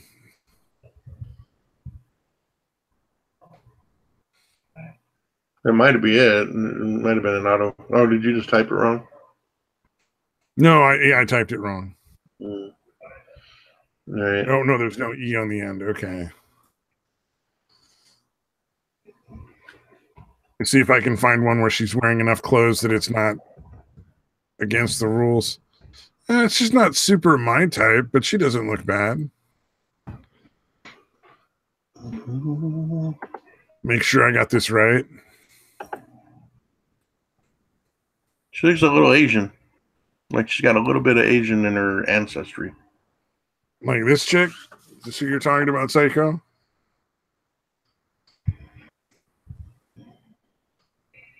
Oh, it's like number 3. She looks all right. She's not really super, I don't know. I mean, she seems like a pretty girl. She's cute. Like I said, she's got a little bit of the Chino eyes. Yeah. It looks like. In some of these pictures, some of it doesn't, though. But I wonder if she plays that up. And that's not really. Yeah, she's all right. She's all right. Seems okay to me. Oh, here's a funny article I got to share. I guess I'd fuck her. Oh, like, you know, yeah, obviously I wouldn't turn her down. I have a fucking mind. This is funny. February 6th, Antifa disrupted an LGBT parade because gay people are offensive to Muslims. Oh my God, that sounds like a fucking Onion article. Oh my God. No, this is Squawker. No, I know. I didn't really look that far into it. I didn't check it. It could have been an Onion. And when you said that, I was like, oh shit, did I get an Onion article and not look first? All right. Yeah, no, that's the thing, dude. I think I've mentioned this before, as I feel really bad for those parody sites like The Onion because they can't come up with shit that's wackier than what's actually happening. Like, nobody's that creative. They're great. The Onion's fucking great, fucking hilarious. But nobody's so creative that you can come up with something that's crazier than the crazy people are doing. Oh, this was in Sweden. Stockholm, Sweden, and Antifa got upset because they went through a predominantly Muslim neighborhood. Oh, Jesus. Or were they upset that they weren't throwing the gay people off the roofs? Is that the issue? Antifa. Oh wow! Here's a quote. It's a propagation against. I don't know why it's a prop. What the fuck? Okay, I'm not sure they're using that word right. It's a propagation against the Muslim population here. I think it's a private thing what gays do in the bed. That statement doesn't really make a whole lot of sense. No, it doesn't. Okay, I'm going to look up propagation because I feel like that's not propagation. I'm thinking of similar to procreation. Yeah, except for not necessarily. Well, it can be yeah, exactly. It's not a fucking physical thing. Yeah, it's the breeding of specimens of a plant or an animal by natural processes from the parent stock. The action of widely spreading and promoting an idea. I guess it is propagation. Okay, it's both. Technically. Yeah, it is both. Yeah. Okay. But it just doesn't. No, read that again. Read what she said again. It's a propagation against the Muslim population here. But I don't know how you. It's not. No, that's not the word. No, that still doesn't. It doesn't make sense. It's the against part that doesn't work. Yeah. The propagation of an idea that the Muslims don't agree with in a Muslim neighborhood, that might make more sense, but you'd have to use more words. I think she meant provocation. Oh, it's a provocation. That makes sense. That would make sense. Yeah, propagation, provocation. That has to be what she meant. I think you're right. Yeah, that makes sense, dude. Because again, that statement does not make sense otherwise, dude. Oh shit! Yeah, here we go. You need to do a lot of rearranging. Let me read this paragraph real quick. Antifa, when then my throat gets all clogged. Antifa began calling out those in the march, saying how they're fascist and in the wrong. The reporter who covered the event noted how some people were saying it was a PR stunt aimed at dividing communities. But isn't Antifa supposed to be pro-gay and pro-Muslim? It seems that when they finally realized the tension between each community, they got triggered by the idea of having to choose one to side with. However, then was to be the enemy would have to be labeled as a Nazi and fascists. So now, according to Antifa, gay people are racist neo-Nazis who only march in Muslim areas to be offensive to their opposition. God damn, dude. Yeah. Plus, I mean, and knowing Antifa, they'll be like, "Hey, let's go with the ones that are violent like us, are more likely to be violent like us." I just thought it was so fucking funny, like legitimately. Yeah, that's amazing. Let's see here. There we are. Oh shit! Yeah, Psycho. Psycho had actually said the provocative. I don't know if he said that before I did or not. He put provocative in the chat for that, and I said provocation. I don't know which came first, to be honest with you. Yeah, the mainstream media killed the Onion. Yeah, I don't understand, man. I don't. What makes me, I wonder that article, just how poorly it was done in general, if it's just a shitty, tiny news service and they're hiring like whoever's willing to work for free. and so they're just not getting very good quality, or if it's like translated from somebody else who didn't originally write it in English, and they didn't take the time to really read through it and be like, oh, okay, this doesn't translate right. Like this doesn't work right. Like we need to just translate the idea and not directly translate the phrase. Could be. Yeah, they need an editor, as Psycho says. That would have been definitely a spot where an editor should pop in. Yeah, could have avoided all that confusion. It's like Steven Crowder's website. He had a lot of articles up there. I've seen a lot of stuff with bad grammar and punctuation, and I'm like, yeah, you're not making your cause look better, man. Yeah. I don't know. I can't watch Crowder anymore. He's just too up his ass with the religious shit. He's super fucking gotten into this real big kick on there's no middle ground to be had, and I don't want to find middle ground. Oh my god. Jesus, dude. It's real weird and creepy. The way it sounds like Hitler. It's just Jesus Christ, man. Yeah, he's going to be Hitler with a sense of humor. Because he's a funny dude. I'll give him that. Yeah, the comedy bits are fucking out of this world. They're definitely worth it. Unless that's again, I understand saying like time. I understand where he's coming from. There's a lot of things that people claim are middle ground that aren't. Right. But just because people are making demands that are unreasonable doesn't mean you can't be willing to find a real common ground. The people that are going to be unreasonable are going to be unreasonable no matter what. There's really not much you can do about that. Yeah. Other than to just keep trying. Like, just keep plugging away and doing the right thing. You know what I mean? Yeah, but it's almost like he's dismissing everything. Like, okay, they're being ridiculous about this. You don't need to find common ground there because they're just asking for something ridiculous. If you're going to make that a blanket statement across everything, dude, that's a little extreme. Like, no, we don't need to find common ground. There are situations everything's ridiculous. Well, and I'm sure there are situations where maybe there just isn't a middle ground to be had. Right. Because they ask for crazy shit. Like fucking the free tampons, I think is a little crazy. Sure, we get free razors apparently that I never found out about, but I think asking for free tampons is ridiculous, dude. So like there's no common ground there. That's something like that. I was trying to think of an example. I think that works well enough. I can say free tampons and feminine pads are ridiculous, but I can also say at the same time maybe a fair common ground is it's probably beneficial for all of us if there's extremely low cost or free birth control. Yeah, well, isn't that already the case? Well, it's already pretty low cost.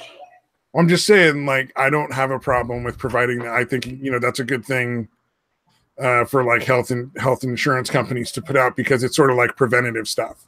Right. So a lot of health insurance companies will offer you free, a lot of free stuff when you're trying to quit smoking or quit drinking. Right. Yeah, you'll get a lot of less in the long run. Yeah. You get a lot of free stuff because it saves everybody money in the long run.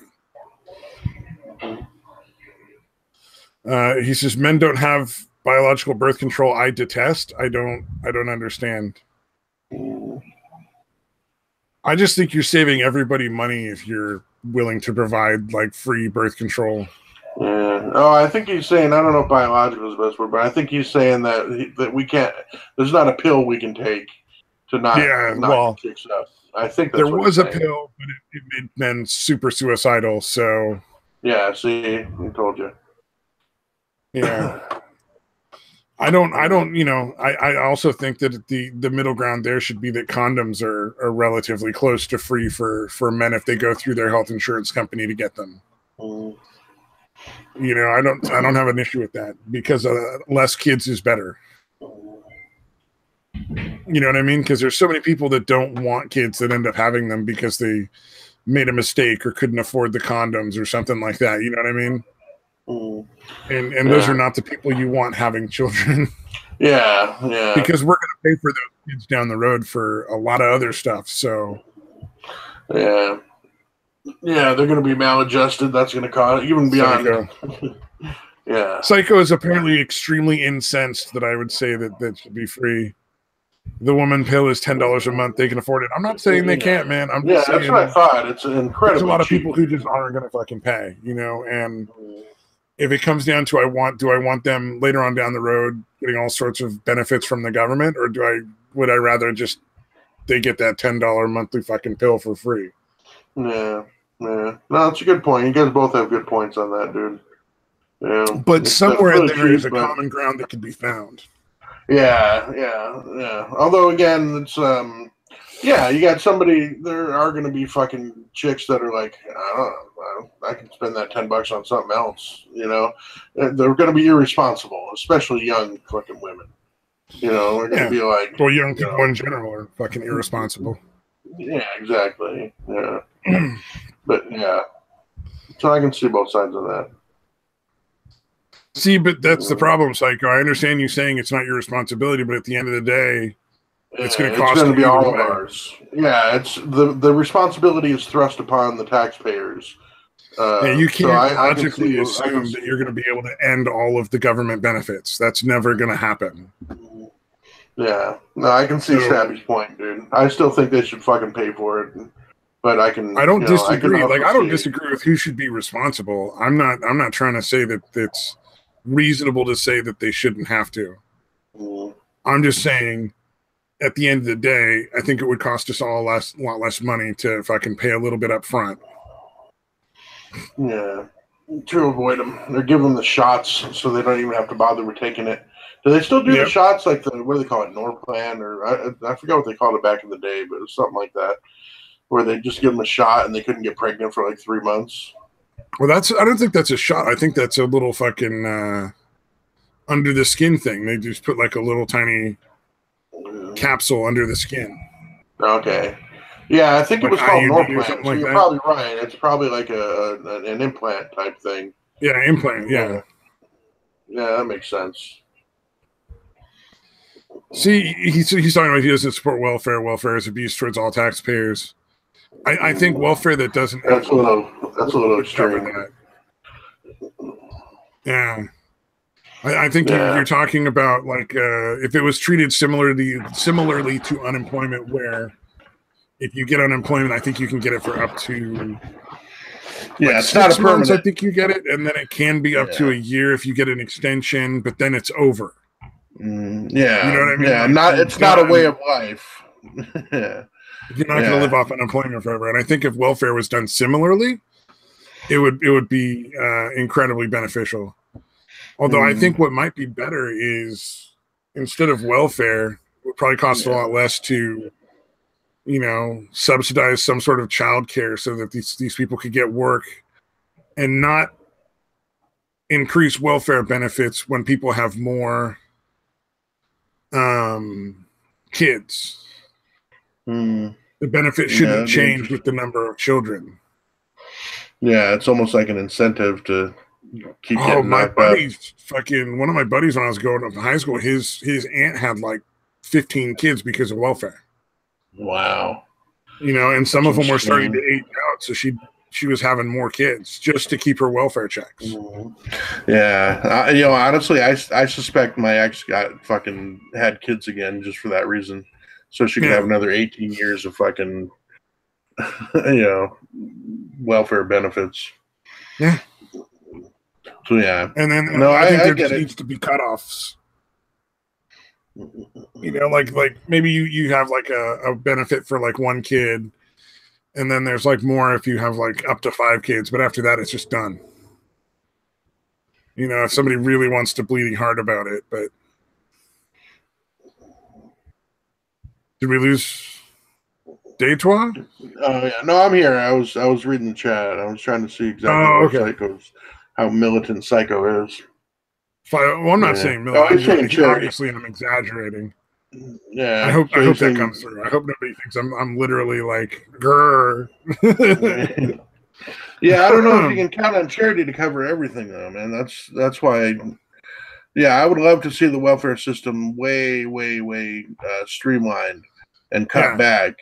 But yeah, I don't know that there's going to be enough charity to pick up that slack. Well, especially like you get somebody like, well, I guess I'm pretty selfish on this, but like someone like myself who, worked plenty from the time I was 16, up until, whenever my back is going to go out at some point. Like it's pretty bad already. It's going to get to the point where I can't work at all. Okay, I've made well over $1 million in my life when you add up all the money that I made, back when I made a shitload of money. If it fucking my back goes out on me, like, yeah, I think I'm entitled to be taken care of, dude. I would rather not. I definitely would rather not. You should get something for all the taxes you paid. Right. Yeah. Yeah. See, so for people that never pay into it, such an issue with immigrants, illegal immigrants, and legal immigrants getting welfare. Because in general, they haven't paid anything into the thing. Like, yeah, well, no, it's like what you showed about what was it, Switzerland earlier? Yeah, where they're like, you got to pay it back, kind of thing. Yeah, you can't become citizens until you fucking pay back the welfare you got. Yeah, that would be fucking. That's not. I think what I really want to see ultimately is a system that doesn't just give people money, but you go through the system and then in like 2 or 3 years you're working a job, kind of thing. That would make more sense, because then you're not like slowly just increasing you're not giving, there's no incentive to not work. Because for a lot of people, the welfare system and all that kind of stuff is just an incentive to not get a job. Yeah, not for exactly. everybody. But especially for what's going on in Europe, dude. Like, they're fucking getting a lot of fucking benefits just to fucking be there. Like, why would you get a job, dude, if you're going to lose that by getting a fucking job? Well, and the irony is all of them are claiming asylum, but then they'll take the money that they make and go and travel back to their home country. Yeah. Because they only have to be in the host country for a certain amount of time in order to get the fucking, to get the benefits. So as long as they stay in the country just long enough to get the benefits, take all the money and leave, and then come back the next year and stay just long enough to get more benefits if that's what they can get. Yeah, it's amazing. So they're essentially they're living in their own country off of welfare from another country. Yeah, I can't believe they don't realize the abuse that's, that those countries don't realize what's going on. I think the people who are pushing it know exactly how bad the abuses are, but they're willing to do it because it drives down wages. Yeah. It floods the market and allows labor to be worth so much less that your own citizens can't compete, and then nobody can get out of being in the lower classes easily. But no, I think that there was a system that somehow provided the safety net, but then also provided, some sort of training and then got them back into the workforce. And then if they didn't want to get back into the workforce, they just didn't get any more money. Right. Yeah. If they're not going to even fucking try. Yeah. Yeah. Yeah. Even if it's a really good job you don't like, that's motivation after you've worked that for a while. To find a better job. Yeah. Although going back to it a little bit, Psycho had a good point. You give a food shelter $20, they'll feed 100. That might be a little exaggeration. It might not be, but you know what? The government never seems to bother trying to streamline anything. And there's a lot of waste, and there's a lot of there's a lot of other things. Yeah, a lot of other things that need to be addressed in the government too. It's gotten so unwieldy and large. Yeah, it's just inefficient, man. It's a lot of fucking waste. That's why I say you fire all the federal law enforcement and then create one federal law enforcement agency. Right. And then slowly figure out what stuff you actually do need people for. Because fucking at least half of all the old federal law enforcement agencies at this point, probably half of them are just bureaucracy where nothing is actually being done except money being spent. Right. Like nobody's actually accomplishing anything. Nobody's preventing crime. Nobody's solving any crimes. No justice is being done. They're just spending money on people who are shuffling paper in circles. Or redundancy, where more than one person's doing the same job, doing the same exact completely work. Unnecessarily more than one person doing the same job. Exactly. Yeah. Yeah. But it would solve so many issues though, because not only would you cut out all these departments that are just completely unnecessary, and cut all these people out that were just wasting everybody's fucking money. Right. The intercommunication between all the different enforcement agencies would be much simpler. Yeah, because there'd just be one agency that does federal law enforcement in the U.S. So it wouldn't be like the ETF, the NSA, the FBI, the fucking ICE, the fucking like all these other agencies, Texas Rangers. It should be fucking mandatory. The Rangers. It should be mandatory that those guys have to have a fucking dump into one centralized like database, dude. That's amazing to me that that's not the case. Yeah. Or they can, they could even have their. Well, no, I guess it should really just be the same database. But I was thinking, even if they had separate ones, like, dude, you have to dump everything into a big one. So yeah, actually, it would make sense to just have one instead of having separate ones, and then dumping everything into a main one. Yeah, that would be it. That would be more overkill. Well, and then how much simpler would it be for state agencies to communicate? And then encourage states to do the same. Instead of having sheriff, city police, and highway patrol is that's also state too, right? That's not federal. It's the same thing as it's what they call other states call it state police. Yeah. So state police, highway patrol, but just everything be like state police, no sheriffs and specific city jurisdictions, because it doesn't really make sense. Right. Yeah, because you can still have them like, specific people covering a specific jurisdiction, but still under the same. You'd have to simplify. You'd have to stop cities from having all sorts of weird regulations that don't necessarily meet with the state laws. The state would have to, the cities would have to actually fucking follow all the state laws and stop making weird specific things to their city. Yeah, that's pretty crazy, man. Because at a certain point, like, how many fucking laws do you need, and then how reasonable are those laws? Right. Police departments don't have any jurisdiction. No, they have jurisdictions. There's no process involved if they want to cross from their own jurisdiction to another. So, like. You take like San Francisco and San Jose. San Jose police can go right into San Francisco and enforce the law. There's no reason they can't. I don't live in the city. They can't control me. Yeah, that's what the sheriff's department's for. No, I just think that you have state police and that's it. Like they'll be like the California State Police, and they'll cover all what the sheriffs and the cities would have done. And you probably cut down on a lot of bureaucracy and unnecessary roles. Yeah, you'd also cut down on a lot of really corrupt small town cops. Yeah, that shit does get out of control, man. It's fucking crazy. Yeah. Going back to the feed thing, though, like Psycho was saying, in California, the slaughterhouses get a tax write-off for donating meat.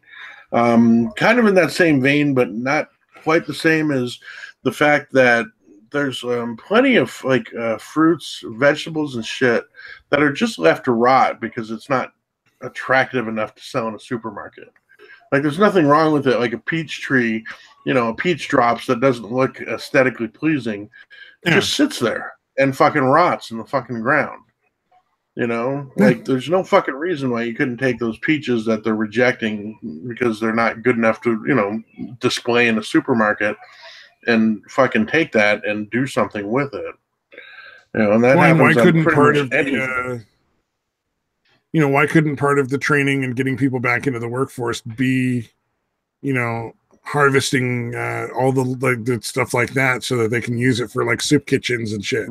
Yeah, exactly. Yeah, you can fucking have them actually working, doing something. That's actually helping to cut costs elsewhere. And they learn a little bit about farm work and see whether or not that's something that they might be interested in following up on. Yeah. We're solving all the world's problems today, people. See, but what people are going to see, and rightfully so, is that I'm in favor of things like labor camps. Because realistically, what I'm talking about is ultimately a labor camp. Like you get that safety net. You're not going to starve to death, but you got to work and you got to be willing to take a job at the end of a certain period of time. Hopefully, like the goal is to end up having as close to zero cost because they're working in places and earning money. There's money being earned essentially, not directly through them working in all these different places. Where do you harvest your own grapes and almonds? Sorry, I was just in California, there's all sorts of farms and stuff you can go to, and just they'll let you go pick stuff for money.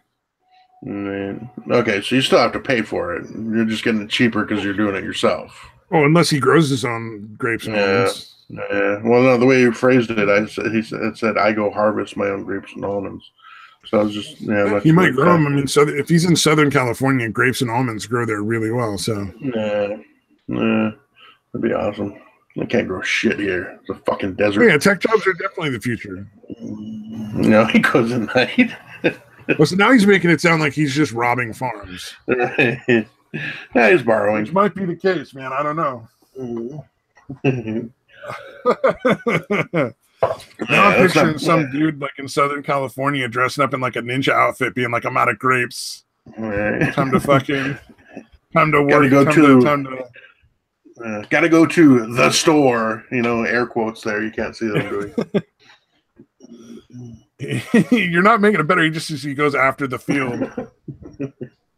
I go after the field. After they field. Oh, like after they've harvested, like what's left over. All right, I'm gonna go with that. I'm gonna assume that's what he means. I think that's a good. I'm gonna assume he goes in with like a blowgun full of like knockout darts, and just fucking like in a ninja outfit, and he's like knocking out farm workers and shit, and fucking stealing grapes and almonds from preferably some sort of safe that he has to like unlock. All right, now I'm not sure who you're saying yeah to. Which one are you agreeing with? My idea is much cooler. And that definitely does. Would give you a lot more street cred, I guess. I think it'd be more awesome. Yeah, you got smoke bombs to disappear if somebody catches you, and you can't get the blow dart on them soon enough. Just pops out with, "I don't believe in welfare." Poof. After the harvest, I grab the spoils. Yeah. Oh, yeah. Actually, it's fucking funny. My neighbor is a produce manager for a major store around the area, and see how careful I am. And he often will have just fucking huge boxes of the cast off. So if there's like a peach with like a bruise, they can't sell the peach, but 80% of the peach is still good. Yeah, that's what I'm saying. There's a tremendous amount of waste that could easily be like, again, you could have people set up to be like, "Hey, you don't have to do anything. Just throw it in a big bag or box or whatever, and we'll come pick it up. You don't have to do shit other than set it aside somewhere." Oh, he works in a kitchen? Yeah, exactly. Like we get regularly, like get these huge boxes full of peaches for free. Probably, 20, 30 pounds of peaches that they're just throwing away. Yeah, that's or like apples or grapes or whatever is fucking. Yeah, and some of it's just misshapen. It's perfectly fine. It's just not shaped pretty enough. You know what I mean? Like, it's bowed out on one side. Well, one of my favorite things to do in the summer is there's a fruit stand, like 10 minutes from my house, and you go there and it's dirt cheap. I mean, you can buy 20 pounds of fruit for like $15, $20. Nice. Maybe 30, depending on what kind of fruit you're buying. But you can buy just like all these strawberries and like blueberries, blackberries, raspberries, fucking all these different kinds of melons and stuff. Just huge amounts of fruit. And it's all different varieties from the stuff you get in the store. So it actually tastes good. Like strawberries that you don't have to add sugar to enjoy. Oh, that'd be interesting. Just naturally sweet. Yeah. Same with like the blueberries and the raspberries and the blackberries that they sell. You just eat them like right out of the fucking little package. You don't got to add nothing. Yeah. Dude, I remember when I lived in New York, man, upstate New York, Dude, we had like just bushes of that shit. Raspberries, blackberries, where you could just fucking pick them off and eat them, and they were fucking fantastic, dude. Well, see, the difference is you can't ship them. Yeah, so like these things are bad within 3 days after you buy them. So you go and buy like a bunch of fruit, you better eat it all really quick. Yeah. But you buy like a little fucking box of strawberries, that'll last you a day or two at most because they're so damn good. Yeah. I always buy bananas and I end up forgetting to eat them. Bananas go by pretty fucking quick, man. Cheap though, even at the grocery stores. Yeah, like 59 cents. 59 cents a pound, dude. Yeah. Oh, smoothies are bomb. I'm a fan of smoothies. Yeah, that's good shit. Actually, I never do that. My smoothies involve ice cream and milk, so I guess it's not so much a smoothie as a milkshake. Oh, I have the same general principle. Yogurt and apple juice and like plain yogurt, apple juice, and like a tablespoon of honey for like a smoothie, and like the rest would all be fruit. Yeah, see, mine are either ice cream or I'll take like some tapioca pudding and whipped cream and mix that up with milk. Yeah, still not the same thing, but I'm trying to really press home this point. It's not really a smoothie. Yeah, no, you're making milkshakes. Oh man, yeah, I can't get my son to try tapioca. Like I fucking love tapioca pudding. I don't think I've ever tried tapioca. Oh really? No, I love that shit, man. And I would actively avoid it or anything. Like I'm not against trying it. I just don't think I ever have. Yeah, no, it's weird because they have, especially like the more name brand ones that you get, like that are in the dairy section or whatever, like they don't have the big chunks of tapioca beads or whatever you call them, but the little like snack pack ones have little tiny like fisheye size ones, like not even fisheye, like even smaller than that, almost like fish egg, like they're tiny. Well, yeah, I mean, tapioca is all going to be based on the size of the tapioca pearls you use, right? Mm-hmm. I mean, all right, yeah, but whatever they put in there with it is really fucking good. Oh, yeah. I think it's sugar and cream. I think that's really all it is when they make tapioca. Just sugar, cream, and the tapioca pearls is the standard, I believe. But I could be wrong. Yeah, it's weird though because it tastes. I fucking love the taste of tapioca. So that's weird because I thought it was almost like rice, like it just kind of soaks shit up or something. Like the way rice kind of poofs up when you. Yeah. Oh, the psycho says it's called caviar. I could have sworn they were called tapioca pearls. I'm sure caviar is another word, but. Yeah, is it really? Oh, that's crazy. That's funny, dude. That's like the third time. Me and my son were literally talking about caviar, like last night, and then this morning there was a video on Tech Insider about caviar, and now it comes up again. It's weird. You can actually tapioca caviar. Oh no, there's a faux caviar that's made out of tapioca pearls. I don't know. Who cares? I don't know why I was worried about that. Yeah, well, you want to know what the actual terms are. I always have to like that. Boba milk tea, also known as pearl milk tea. The way that they make it is called caviar. Okay. Do they force feed the tapioca raw ingredients to like fishes and then squeeze it out their butts or something? Okay, that just got weird. I don't know why I went there. I honestly missed what you said. So you're better off. It's cool, man. Yeah. All right. Oh man. Starch, which is in turn extracted from the cassava. Cassava. Why does that sound familiar? What is cassava? Cassava melon? It says it's from the cassava root.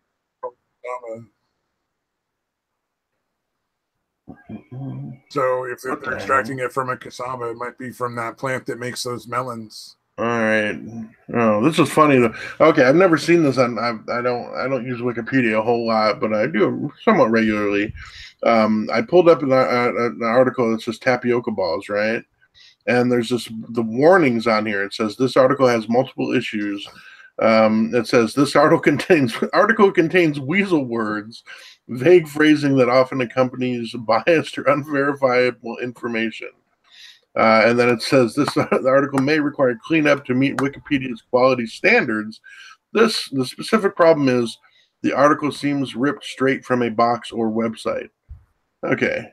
I don't know, man. Why the fuck? Wikipedia, why would you have a big complaint about it fucking anyway? So the irony of them fucking warning you about weasel words is fucking hilarious. Well, no, I just like this topic though. Why would you be? What's there to be biased about tapioca balls? I don't know. That's what's fucking with me. Like biased information about tapioca balls. I didn't realize this was such a political hot button issue. Well, Wikipedia always wants money, but then they're always like locking off articles because people don't agree with their interpretation of fact. Because in a lot of cases, they've set up articles that are super left wing, and they won't actually acknowledge that they're not factually correct. Right. Yeah. Oh, tapioca by French standards would be the caviar process. So the method you use to make the tapioca pearls, or as you called them, balls, is caviaring, I guess. Yeah. All right. Because it produces a product, I guess, similar in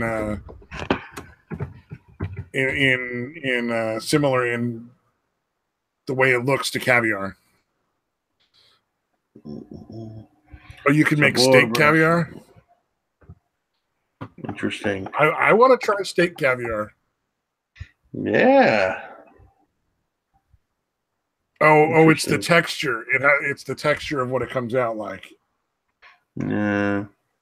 Oh, so anything that's like texture similarly to caviar to fish eggs. I've never had caviar. I never had any interest in it. Yeah, me neither. I'd like to try it, though. I'm sure it's really good. Maybe not. That's not necessarily true. Oh, but you're eating the baby fishes before they get a chance to be born. Yeah, that's just true. And don't use anything but a spoon made out of bone. I heard it's bad if you do anything else. Oh, probably like people talking about like alkaline and acidity and all that other nonsense. Yeah. You can only eat caviar with a spoon made from bone. To be fair, soda out of a glass bottle does taste better than soda out of a tin can. Yeah, or even a plastic one. A plastic, what do you call it? Yeah. Like pouring it into a plastic bottle? Yeah. Or drinking it out of a glass as opposed to even drinking it out of a plastic cup. Yeah. Yeah. I don't know if it makes that much difference, but it's still, still good.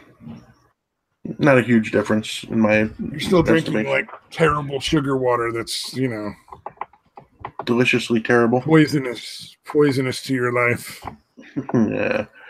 Yeah, dude, I've had kidney stones twice, and the doctors pretty much told me it was from drinking the caramel colored sodas, and I still have trouble not doing it.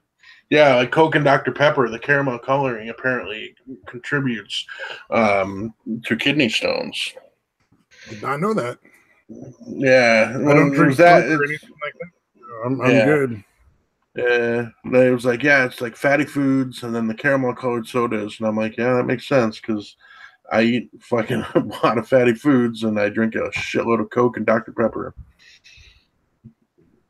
No, though I cut way back. I haven't gotten soda in a while. Like I'll get soda now like once or twice a month. Although I'll still drink an energy drink every few days. So I don't know if that's balancing out or not. Oh, I can't do energy drinks. That'd fucking freak me out. Yeah. Well, again, see, the sugar affects me. I think I've mentioned this before, or probably a bunch of times. But yeah, the sugar doesn't affect me. The caffeine doesn't affect me.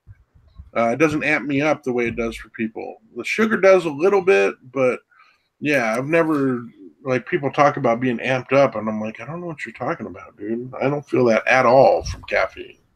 Yeah, I'm the same way with narcotics. Mm. Heroin-based narcotics, or opiates, I should say, like Percocet and Vicodin. Yeah, I wish. I wish I had that fucking problem. Yeah, I could have cut out fucking years of misery from my fucking life if I couldn't get high off of fucking opiates. Oh yeah, I don't know. I mean, I've never taken more than my dosage, but I've never had anything even remotely considering feeling high. Yeah, no, you should. Yeah, especially if you don't take them regularly. Even a fucking 5 milligram, what do you call it, Vicodin or something is gonna get you some kind of high. Yeah, no, I don't even really get drowsy. Yeah, no, I used to. It's kind of funny considering I ended up having to go to rehab for it a couple times. But when I first started taking the opiates and shit, like for my back or whatever, I didn't like it because it kind of made me feel stupid and made me all fucking drowsy and shit. You know, but you push past that. Eventually, unfortunately, you get over that. No, I just I was always jealous in a little way because like my friends, whenever they would get like dental work, they'd be like, "Oh, I get Vicodin. Vicodin is so good," and I'd be like, "Oh, I guess." Right. Yeah. See, cocaine's like that. I know you mentioned coke should be legal. Cocaine's like that for me. Like cocaine does nothing for me, other than and it kind of helps me stay awake. But I feel really mellow on coke. You know what I mean? Like I can feel my heart. To start a business. Yeah. The grandiose. A car in like fucking Florida. Oh man. Yeah, the grandiose fucking thoughts. Yeah. No, I got none of that. I feel like I could feel my heart beating like crazy, like the increased heart rate and all that. Because I would feel really calm. I'd feel kind of numb, but I'd feel really calm, and then I'd feel my heart, and it's just racing, dude. I'm like, this is fucking weird. I'm like, this is really not all that pleasant. Like, it's okay, but I was like, I don't get how people get addicted to this. But again, it was before I realized that, again, different shit affects people in different ways. Oh, yeah, for sure. Yeah. So I'm like, yeah, all right. Yeah. But again, like you said, you're for yourself. You take opiates, it does nothing for you. Although I still kind of do make fun of people who just claim to be just alcoholics. Like, really? Just alcohol took you down? Yeah. Kind of weak. But again, like I said, they might have no problem with fucking painkillers. Yeah. And I had an article I found that was kind of funny. So this dude started making wacky faces with the stuff that he would leave in his hotel room for the cleaning lady, right? So on the first day, he left this in there. He's even got the remote right there. That's funny. Yeah. And the response was, I can't. Oh, just like a smiley face on a note. So then the second day was this, smiley face out of the thing. You kind of match the note. Yeah, and a little more of a smiley face on the note. This is day 3. God damn, dude. And then day 4. Yeah. He got started getting really fucking crazy out of it. Wow. Day 5. Wait, were these all from like trying to map what she put on the notes, or did he after a while? He was just doing these on his own. The notes were just responses. Yeah. Oh, okay. See, I thought the maid was leaving the notes, and then he started doing it. He started doing it, and the maid left notes, thinking like, "Oh, that's really funny," kind of stuff. Essentially. And okay, but then he started doing what, like, he made the smiley face after seeing the maid leave the note with a smiley face on it, right? No, reverse that. Oh, okay, never mind then. Yeah, that would have been awesome. Like the maid just keeps coming up with more and more elaborate shit for him to try to do. And he just keeps doing it. Fucking hilarious. Yeah. And this one, he made it look like a little car, and then put little pictures of people on the side, like they're driving. Yeah. No, it's still pretty awesome, dude. I shouldn't like, oh, it sucks because it wasn't what I thought it was. Bullshit. And so she put down, "You had cheered me up" on the note. And here's his day 9. Jesus. Yeah. Have I creeped you out? Day 10, he changed venues. Put it up at the fucking little table there. Nice. And then the last day he left like some candies and stuff with a little heart before he left. Cool. I hope he got laid. I don't know, man. I don't know if he slept with that. It might not necessarily have been a lady cleaning the room, but who am I to judge? Yeah. I mean, I just had to share this. I thought that was cute. Yeah. Statistically speaking, it probably was, but you're right. It might not be. Oh, I'm sure it was a chick. Let's be honest. Yeah. Where are the feminists outraged that there aren't more male housekeepers out there? Oh, yeah, absolutely. Yeah, or teachers, or nurses. We need more male teachers and nurses. Feminists, get on it. I just thought that was cute, like, because I'm of the thing. I don't want no maids in the room. I don't want nobody in that room. I don't know why. I just don't trust them. I stay at really crappy, cheap hotels most of the time. Yeah, where they might have the incentive to jack your shit because they're not getting paid very much. Yeah, exactly. Yeah. I mean, and it's not like you wouldn't be able to find out who did it, but you're not going to get your shit back. Right. And 9 times out of 10, the cops are going to be like, well, you shouldn't have left anything valuable in your hotel, sir. They're not going to do a damn thing. No, yeah, I was always iffy about leaving like my medications and shit because I was always afraid they're going to get jacked. You know, if I did, because I would usually have a decent supply or something, but if I did, I would always have them hidden away somewhere. Yeah, hidden somewhere in your luggage where they wouldn't necessarily be easy to get to. Yeah, exactly. Yeah, especially although now it's I have the little fucking I'm back to getting the films finally. I finally got my health insurance kicked back in, so I got the fucking films. So it's not a bottle of pills that clank around, so it's a lot harder to realize what it is. Oh yeah, no, I know exactly what you're talking about. There's some psychiatric meds like that. Yeah, although it's just for different reasons than yours. Yeah. I would imagine it's for clients that try to cheat pills all the time and they don't want to take it, so they have the films that'll dissolve in your mouth. The films that'll dissolve in your mouth, so they don't have a choice. And then there's also sublingual pills, little pills that dissolve under the tongue. Yeah, see, that's what I had taken for the longest time was the regular Suboxone or buprenorphine that were the pills. But now they came out with these films, and this is kind of what I was talking about earlier to kind of throw back to the government waste thing. Because I'm on Access right now, it's, the whatever through the state. The buprenorphine, which is the generic buprenorphine pills, worked fine. Probably even better than the Suboxone in a lot of cases as far as my pain. The prescription for buprenorphine would run about probably about $200 a month. The same prescription for the films that they do cover at no charge would run about $1,200 a month. They won't cover the generic. They won't cover the generic buprenorphine, but they'll cover the name brand Suboxone film. Yeah, there was there's something they were asking for. The law they're trying to get passed in California to require insurance companies to provide what do you call it? Dialysis. And require them to provide it regardless of the patient's ability to pay. Oh, wow. And I'm sure what you're thinking, right? Like, oh, that's left-wing horseshit.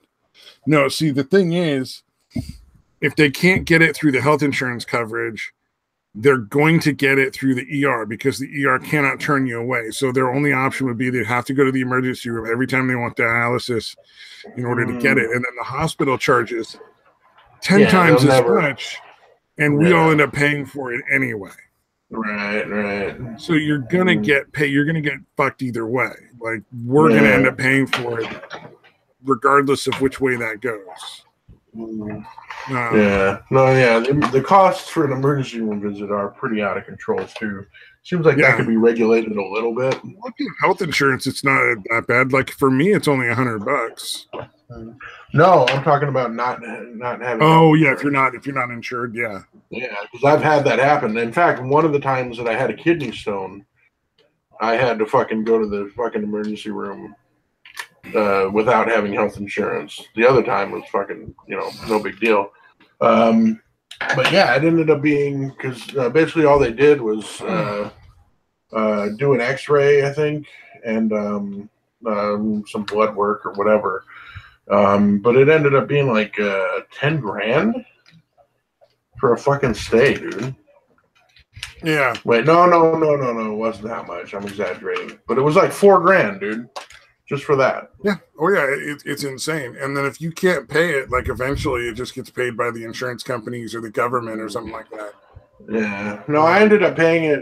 When I was buying a house, I had to pay it off.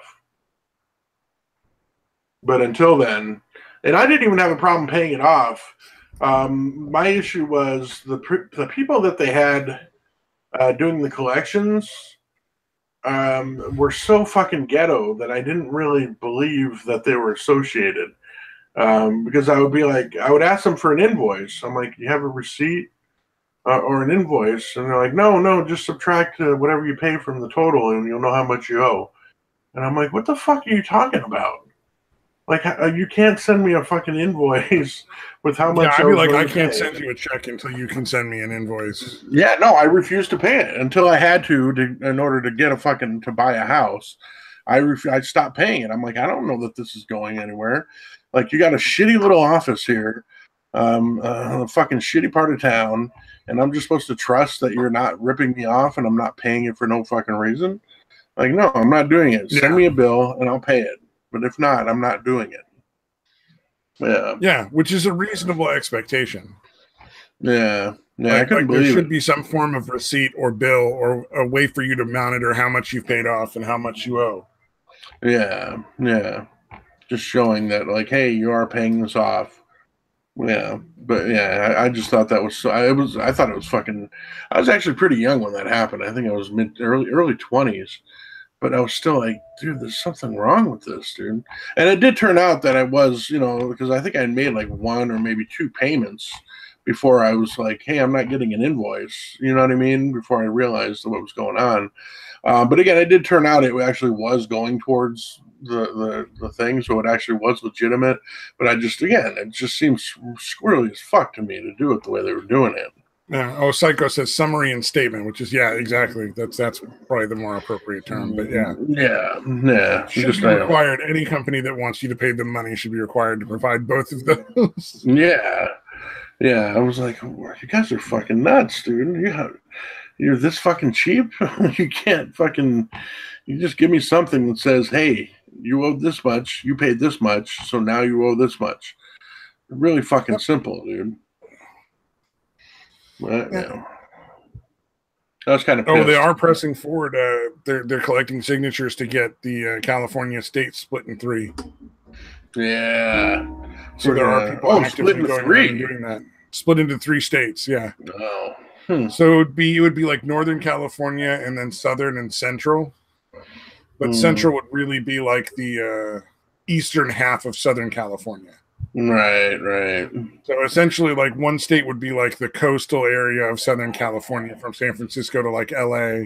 Yeah. And then it'd be split, and the other half would be like, I guess, central or western or eastern, like whatever they're going to name it. I don't know. But and then Northern California would be its own state, which actually in that particular way is how they originally wanted to make the state. Oh, wow. Interesting. There was a lot of pushback of people not wanting California in its entirety as a state when the states were all forming. Right. In California. And then they were actually pushing to have it broken up into 3 separate states when California joined the Union. Yeah. No, it probably would have been better, so that way you don't have an entire state that's overall, it's not as heavily democratic as it's portrayed, right? Yeah, no, it really does depend on the area you're in. Yeah, I mean, other than big cities, the big coastal cities especially are overwhelmingly democratic. But again, it's not really an absolute majority by any means. Congress doesn't necessarily wouldn't necessarily object to it splitting, Psycho. Yeah, well, the Democrats with probably the conservative base right now. Yeah, what would happen is the Democrats would lose a substantial amount of electoral votes. Yeah. Instead of getting, it would definitely be a biased issue, but it would probably be allowed. Yeah. Although, what do we need for that? Don't you need the absolute majority, the 2/3 majority? You'd have to have at least a 2/3 majority to have Congress do it, right? Well, they're not going to even consider it unless we vote to do it. Right. But I think that unless it's an extreme majority, like 80 or 90%, Congress probably won't allow it. But if the majority of Californians are like, no, we really would like to split up into 3 different states, Congress would probably allow it because there'd be no reason not to. What would their reason be for not doing it other than political? Yeah, I can't imagine that you're going to have enough of a majority, though, to... Unless, it's again, extremely unlikely. I'd love to see it happen. I think it'd be entertaining as all fucking hell. Right. I think it'd be the best thing fucking ever for years. Yeah, just lunacy going on from the fucking breakups. Yeah. Oh, California can legally split into 3 states without a secession. It just has to be done with the approval of Congress, Psycho.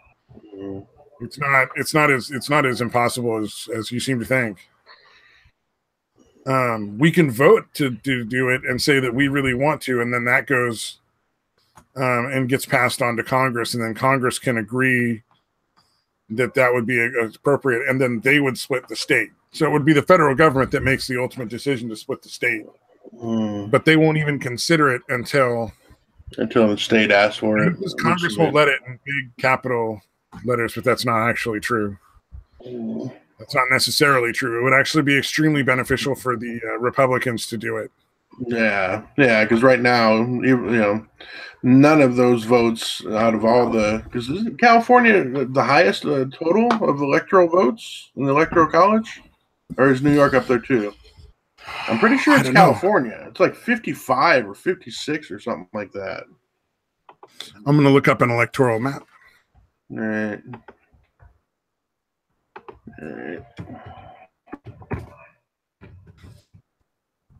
Let's see here.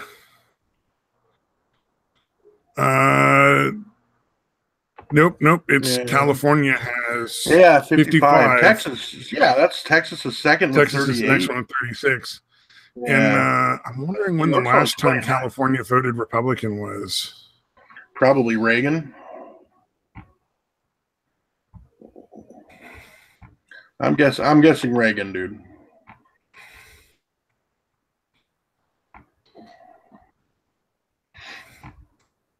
California voted Republican. It's got to be Reagan, dude. Yeah, 1980 presidential election. So I think that is Reagan. Oh, wow. So even 84, they didn't vote for Reagan again? No, that's the last time was 1980. Ronald Reagan. So he got reelected in 84. So he didn't carry California for reelection, huh? That's crazy. Well, Reagan got all the states but Hawaii, Georgia, Maryland, Washington, D.C., Rhode Island, and Minnesota. Wait, when did he go against Mondale? Wasn't that 84? Oh, I don't know. Maybe Google lied to me. All right. Yeah, because he definitely.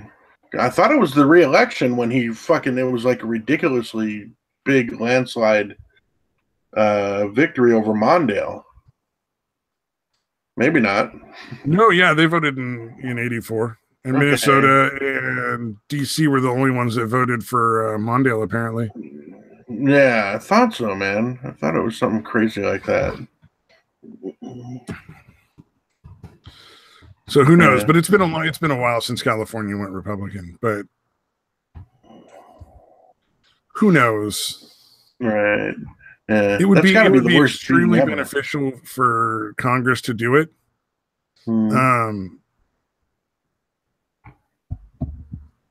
Mainly because they could split up the electoral votes. And I think that if Republicans control Congress and they had like an 80% majority in California saying we want to split the state, considering that historically they were intended to split the state a long time ago, that was something that they really, really wanted to do already, it probably would happen.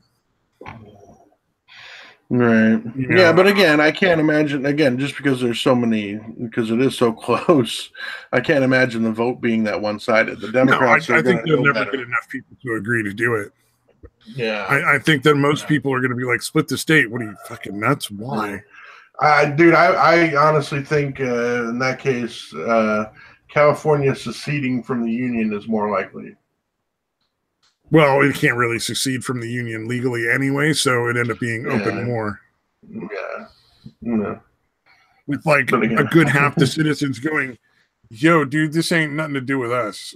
Like, y'all, we're on your side. We'll feed your troops and point you to the dummies. Point you to the dummies. You take them out. Yeah, the ones that were fucking making all the trouble. Go take care of them. Go clean out Hollywood, guys. Clean out Hollywood, and the war is over. Right. You know, it'd be glorious if they did it, and I think it would actually be not just beneficial as far as like electoral college to the Republicans, but it would actually be really beneficial to a lot of the farming communities. Right. California was voted the fourth worst state to do business in the union. Yeah. So like California actively drives businesses away with its extremist left policies. And there's a lot overtaxing, of people who, oh, well, overtaxing is part of it, but there's a lot of other stuff too. It's not just taxes. There's all sorts of regulations and other shit. Oh, gotcha. I think it's California. You know what? Did I cover the guy that's getting sued for farming his own land? Yeah, we talked about it.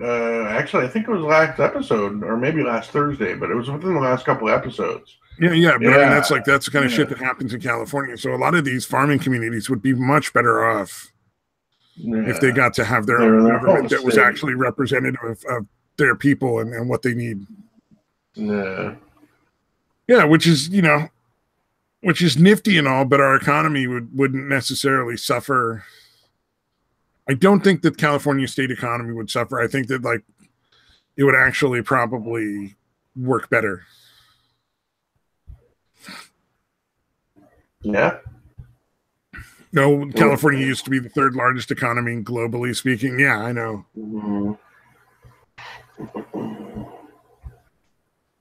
But it's slowly like driving business away. So yeah, no, I can see that. And I get what you're saying. Like you said, obviously overtaxing, but yeah. Actually, there was what I was going to say earlier was you were talking about the regulations. There was a company I worked for, a small wireless dealer. Like I had originally worked for Verizon for like 6-7 years back in the day. I worked for this place for like probably 6 months. That was like a reseller, that's service. Got bought out by, they only had like 4 or 5 stores in Tucson and then one in Casa Grande. Anyways, they got bought out by a bigger company, a bigger reseller company. And the guys that owned that one refused. Like, they're like, we'll never own a store in California. Like, we're not even going to try. We're just not going to do business in California. So, no, that definitely fucking... Well, I mean, taxes are part of it, but just the pure amount of environmental regulations that go into anybody opening a business for any reason is fucking insane. Yeah, that they said. They didn't give me any specifics, but they're like, it's, the taxes are too high. There's too much regulations to deal with. It's not worth it. There's a great example. The house that I work at now is technically a new program through the company I work for. However, they've owned all of the property prior, and it used to be 2 different programs because it wasn't combined into one house. All right. It took them an entire fucking year to get all of the regulations dealt with in order to open that program back up again as one program. Wow. So these were two programs in two separate houses that were right next to each other that had been running and were well within all of the regulations and were perfectly fine. And then just by connecting the two houses with one hall, like 1 2-foot section of hallway. Wow. That's all it was, because it was prior to us taking over, it was a duplex, sort of like a duplex that had been split into multiple houses. All right. There was one big house that had been split into 3 houses. And then one program, they took 2 of the houses and connected them. And then the other program was in the 3rd house. And then they just reconnected the 3rd house again. And it took them a year to get through all of the different regulations and stuff just to start that back up again. Jesus. Yeah, that's pretty ridiculous, man. Yeah. Yep. Yeah, California seems to be pretty goddamn nuts, man. Well, I don't even, that's just pure bureaucracy, man. I don't even know if that's necessarily left or right. Psychosis. Yeah, it's just too big. I mean, the thing just blows my mind. I should change the subject. Getting all you Californians upset, dude. Yeah. Well, it's not upsetting. It's just like, wow. Well, it is like, for Psycho. What is the point, man? Oh, yeah. It appears to be for Psycho, dude. I don't know, man. It's so crazy. One of the things that really blows my mind is how many YouTubers moved to California to around the LA area. And it's just like, you guys are fucking stupid. They should have. They could have made any state in the union could have been a more like better place to make like a huge fucking hub for YouTube. And it would have made financially, it would have made a lot more sense to pick another state anywhere else where the cost of living was cheaper. Like they're really friendly to filming in like Austin, Texas. Yeah, or Toronto. You gotta go to Canada. Oh yeah, but there's also, I mean, they're like they could have gone in any number of states that would have been. Yeah, there's plenty. Yeah, I mean, hell, especially for YouTube. There's no reason like Seattle that you have to be there. Nowadays, you don't have to fucking live where you fucking, where the business. No, I know. I'm just saying they had to make a central location. They should have chosen like Seattle or Portland or any number of other cities that aren't LA. Yeah. Oh, Psycho, you used to live in Orange County? Good Lord, man. I'm sorry. Orange County is awful. Yeah. Oh, dude. Do you mind if I switch subjects? Since it's upsetting Psycho a little bit anyway. Did you hear about this? I don't know how recent this is, if it is recent or I just came across it recently. But did you hear about the VW like gassing the fucking monkeys to see how clean that's diesel? Did you hear about that? Oh, I did not hear that VW gassed a bunch of monkeys. That's insane. Yeah, dude. Okay, so it's not just me. Yeah, well, again, it's especially being a German company involving gassing anything is just a bad idea. Yeah. That's a good point. I somehow missed that incredibly obvious. Yeah, but apparently, well, here's the thing. They hold on, let me see if I can pull it up to get the thing. But it was basically because the first one I read is that they actually also subjected humans to it, but I think that may have been just a mistake, an error. Yeah, I know. Jewish people aren't human. Right.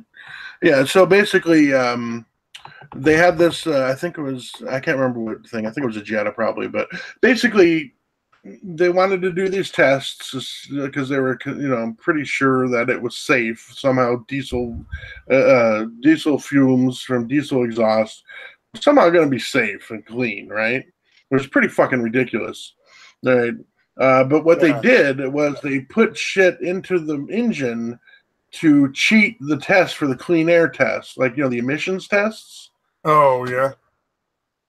Yeah, so they did that, and they were also trying to falsify the bullshit with the gassing the monkeys. It got to the point where like the people doing the test, it was actually in New Mexico, I think. where they were doing the testing. They did it here in the U.S. That the guys that were running the tests were like, "Hey, I don't think you're going to like these results. Like, this is not the results you're looking for. Like, this shit is not clean at all." Oh, it's fucking diesel. But yeah, I mean, the diesel burns better than gas as far as like emissions wise, if done properly. Right. At least it's in as far as the chemicals we're most concerned about for greenhouse gases. I should clarify that. Yeah, but it's also a lot more efficient too. Right, you go a lot further on a gallon of diesel than you can on a gallon of gasoline. But clean, I don't agree with that. That doesn't sound like a real accurate statement. Yeah, well, dude, just the fact that they tried to, or they did, built into the engine to cheat the fucking emissions test. Like, all these came out with a certain emissions rating or whatever, and it turns out that the emissions for that car are like 20 to 30 times higher than that. Like, it's that bad. Yeah. Oh, yeah. Like, whack. Well, VW's been getting a lot of trouble. I forget what the other scandal was, but there was another scandal that they got in a lot of deep shit for. I think that one was dangerous to the drivers. I can't remember what it was. Some sort of faulty system. But goddamn. Yeah, it seems like VW, man. I guess the spirit of Hitler lives on through VW. He's the one that basically created it. Oh man, it was like the banana cubes. Oh god. Where else? Oh, they're talking about surfing. No, I can't respect surfers. Surfers are bad people. Not really. I don't really care. But wait, who's talking about surfing?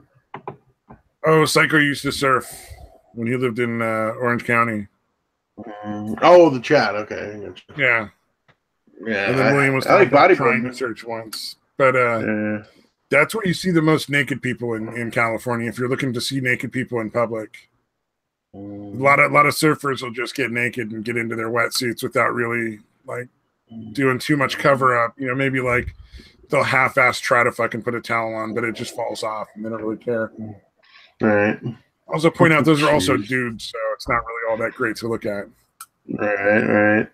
But yeah, I'm with Stench Ever, dude. The boogie board is fucking. I love boogie boarding, dude. So much fun. Oh, surfing looks like a blast, man. I don't know, surfing, boogie boarding, it all looks great. Yeah, I've never tried it. Boogie board is the tall, flat, or is it short, fat, like really thin board? Yeah, well, it's the one. Yeah, you lay down on it. Fucking bodyboard, boogie board, whatever you want to call it. Oh, well, what's the one where you skim across like the incoming wave? Skim like you board? Just run along the beach, drop the board, and then surf like just at, I think you said it. I think it's a skim board, dude. Skim board? I believe it is. Okay, dude. Yeah, it's kind of cool. Yeah, I know what you're talking about. Yeah, it is, dude. Yeah, no, the boogie board or bodyboard is again just you're literally laying down on top of the board and riding it in. It's like body surfing, except you have a board under you. Oh, so it's not like surfing. The only difference is instead of standing, you just lay down. Yes, that is what I've been saying. Well, you said that, and I get that, but I was trying to figure out what the other one was. Oh, gotcha. I always assumed it was boogie boarding because I didn't really know. Mm-hmm. Yeah, no, that's skimboarding. Skim on the wet beach. That's what I was wondering. Okay, so it's called skimming. Okay. Yeah. Skimming makes sense. Skimming makes sense to me. Yeah. But that man, I wish I could still.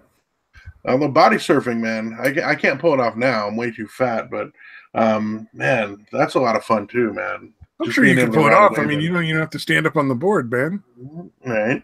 Boogie boarding seems like it's created for fat people. Yeah. No, I meant without the board, even just body surfing. Oh, well, that would take a lot of work. Although fat floats. Yeah, I was actually thinking maybe it would actually be easier since fat is less dense and floats. But yeah, no, that's yeah. Have you ever done that? Like just literally caught a wave with no board or anything, just ride it in, body surfing in? I'm in Northern California. You don't really get up past your knees in the water on purpose. It's usually really cold. Yeah, like you probably should have a wetsuit even in the middle of summer if you're gonna surf. The water is super fucking cold. Yeah, I know most of the Pacific, even southern, is cooler, but I would always go into it no matter what. Yeah. Oh, you could. Although most people would go in because it is really fucking cold. Most people that were going in there had body glove suits and shit like that on. I think me and like my brother were the only dumbasses that were going in with just fucking. Yeah, I don't know that any of the beaches around here have really. I've never seen wakeboarding or body surfing ever. Wow. I've seen stand-up surfing, but that's all I've ever seen. So I'm wondering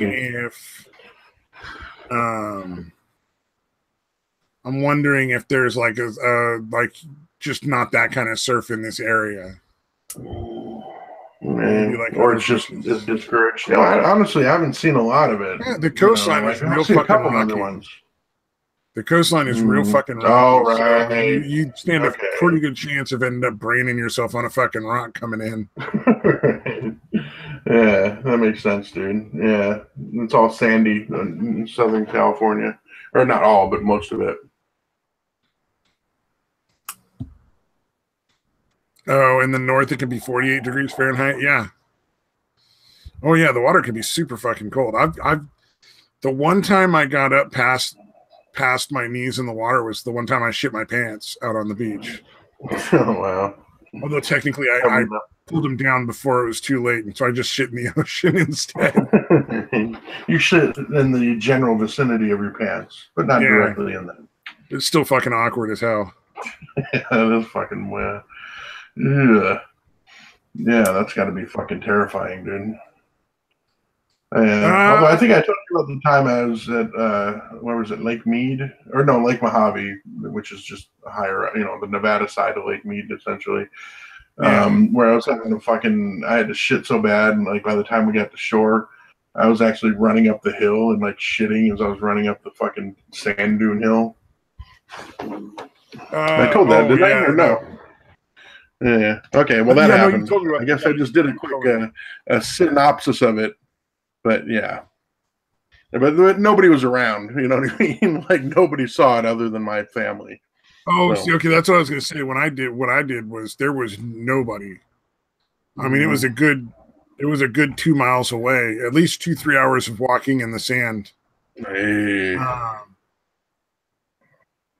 Away from any of the people. Like you couldn't. There was no drive beaches anywhere near that you could drive up to get and walk out to the beach within a couple miles either direction at least. So there was nobody there. It was really unusual. The fact that once I was in the water and I'd fucking just finished shitting and was cleaning everything up because some got on my fucking shorts. Yeah. That people came and were walking down the beach. That was extremely abnormal for that area. That sucks. Yeah, man. Like all the time, there had to be people there. Right. They didn't see anything. They just decided to tell me I was being dangerous, and I'm like, fuck off. You know what I mean? Yeah. You know what's dangerous? Shitting your pants or shitting on the beach. Oh, that would have been funnier. I actually think the story would be better, and I probably would enjoy it more if that had been the case. If I'd literally just been shitting hole on the beach when they fucking walked up. Hey, when you gotta go, you gotta go. Have the guy be like, "You're fucking gross," and just throw some shit at him. Because what's he gonna do, man? He doesn't know how much of a supply I would have. Right? So like I can just keep throwing it as far as he knows. Well, again, think about it. If you see somebody that's appears to be comfortable shitting on the beach, it's somebody I don't want to deal with for any reason. Yeah, no, I don't. I wouldn't either. You know what I mean? Yeah. Like, all right, that person is probably crazy. Yeah, it's not nature. It was bologna that was questionable when I made it, that had been sitting in my backpack in the hot sun all fucking day. That I ate, which was a bad idea. Have you tried fried bologna yet, by the way? I haven't eaten bologna since that day, to be honest with you. Oh, so you're kind of soured on it anyway. I'm soured on bologna. Yeah. Telling you though, yeah, I'm telling you, though, fried bologna is really good. I like cooked hot dogs, so I assume it's similar to really well cooked hot dogs. Yeah, it pretty much is. Yeah, when you grill them. Yep. So yeah, you're probably good. You got that mental block you get sometimes. Like I remember getting sick from like Taco Bell, and I couldn't eat Taco Bell for a long time. Yep. Oh yeah, Miracle Whip I can't eat because I got really sick when I was a little kid. I think the turkey I ate was spoiled, and the Miracle Whip was spoiled. Yeah, so I'd be telling years I wouldn't eat turkey or Miracle Whip, and I can eat turkey now barely, but I cannot eat Miracle Whip. Yeah, I don't like Miracle Whip to begin with, dude. I don't like the taste of Miracle Whip, dude. Yeah. So yeah, that works for me. Oh, I made another couple set of ribs. I tried one with to do a dry rub. Oh yeah. I don't know that it turned out all that well. It wasn't bad because it's still rib meat, so it still tastes pretty decent. Yeah. But whatever I did, it had the recipe I used said it was like an authentic Kansas City dry rub recipe or whatever, but it had a lot of paprika, which I thought was weird. I didn't think it had a lot of paprika. But that recipe had like almost as much paprika as it had brown sugar. I thought Kansas City had a little bit more mustard base. Yeah. I think I just came across a bad recipe, and I believe the hype.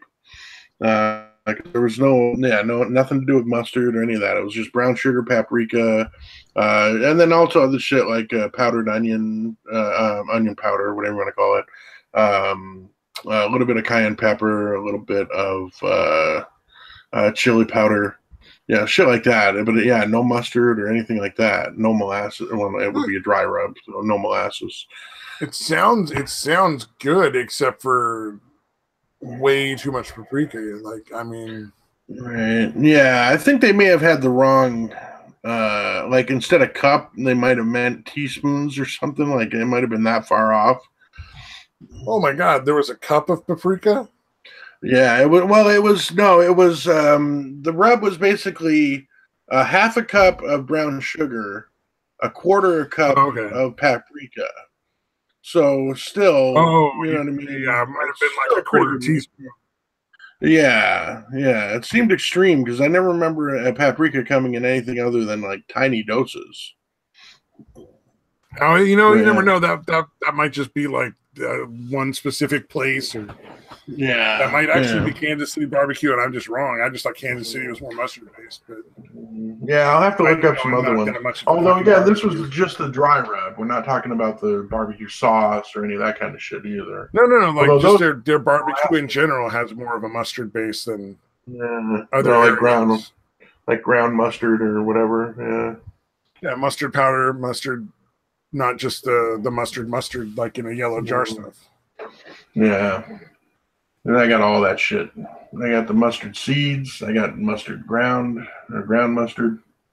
Because I did that on the other ones. So yeah, that's what I used. It was essentially just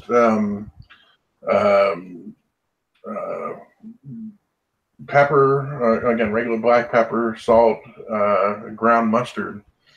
And that was basically all I put on them. They turned out really good. Oh, and then I'm sorry, I put a little bit of barbecue sauce on for the last half hour, like a light coat of barbecue sauce. Maybe that's all you needed for the Kansas City ones, just some regular barbecue sauce when you were done. Yeah, I actually went and got some. I was actually cooking it before I realized what time it was. Earlier, I was eating like I took a couple bites. I'm like, oh shit, got to do the fucking thing. I got to do the live stream. Oh, there you go. I had leftover quiche for lunch myself. Yeah, quiche. It's the easiest shit in the world to make, man.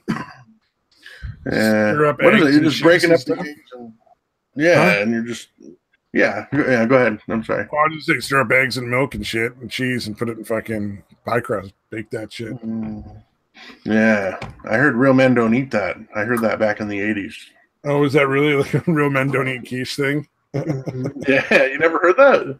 No, I never heard that, but I'm not surprised. I'm in California, man. I don't hear a lot of that stuff. Yeah, you probably don't hear a whole lot of stuff about what real men do.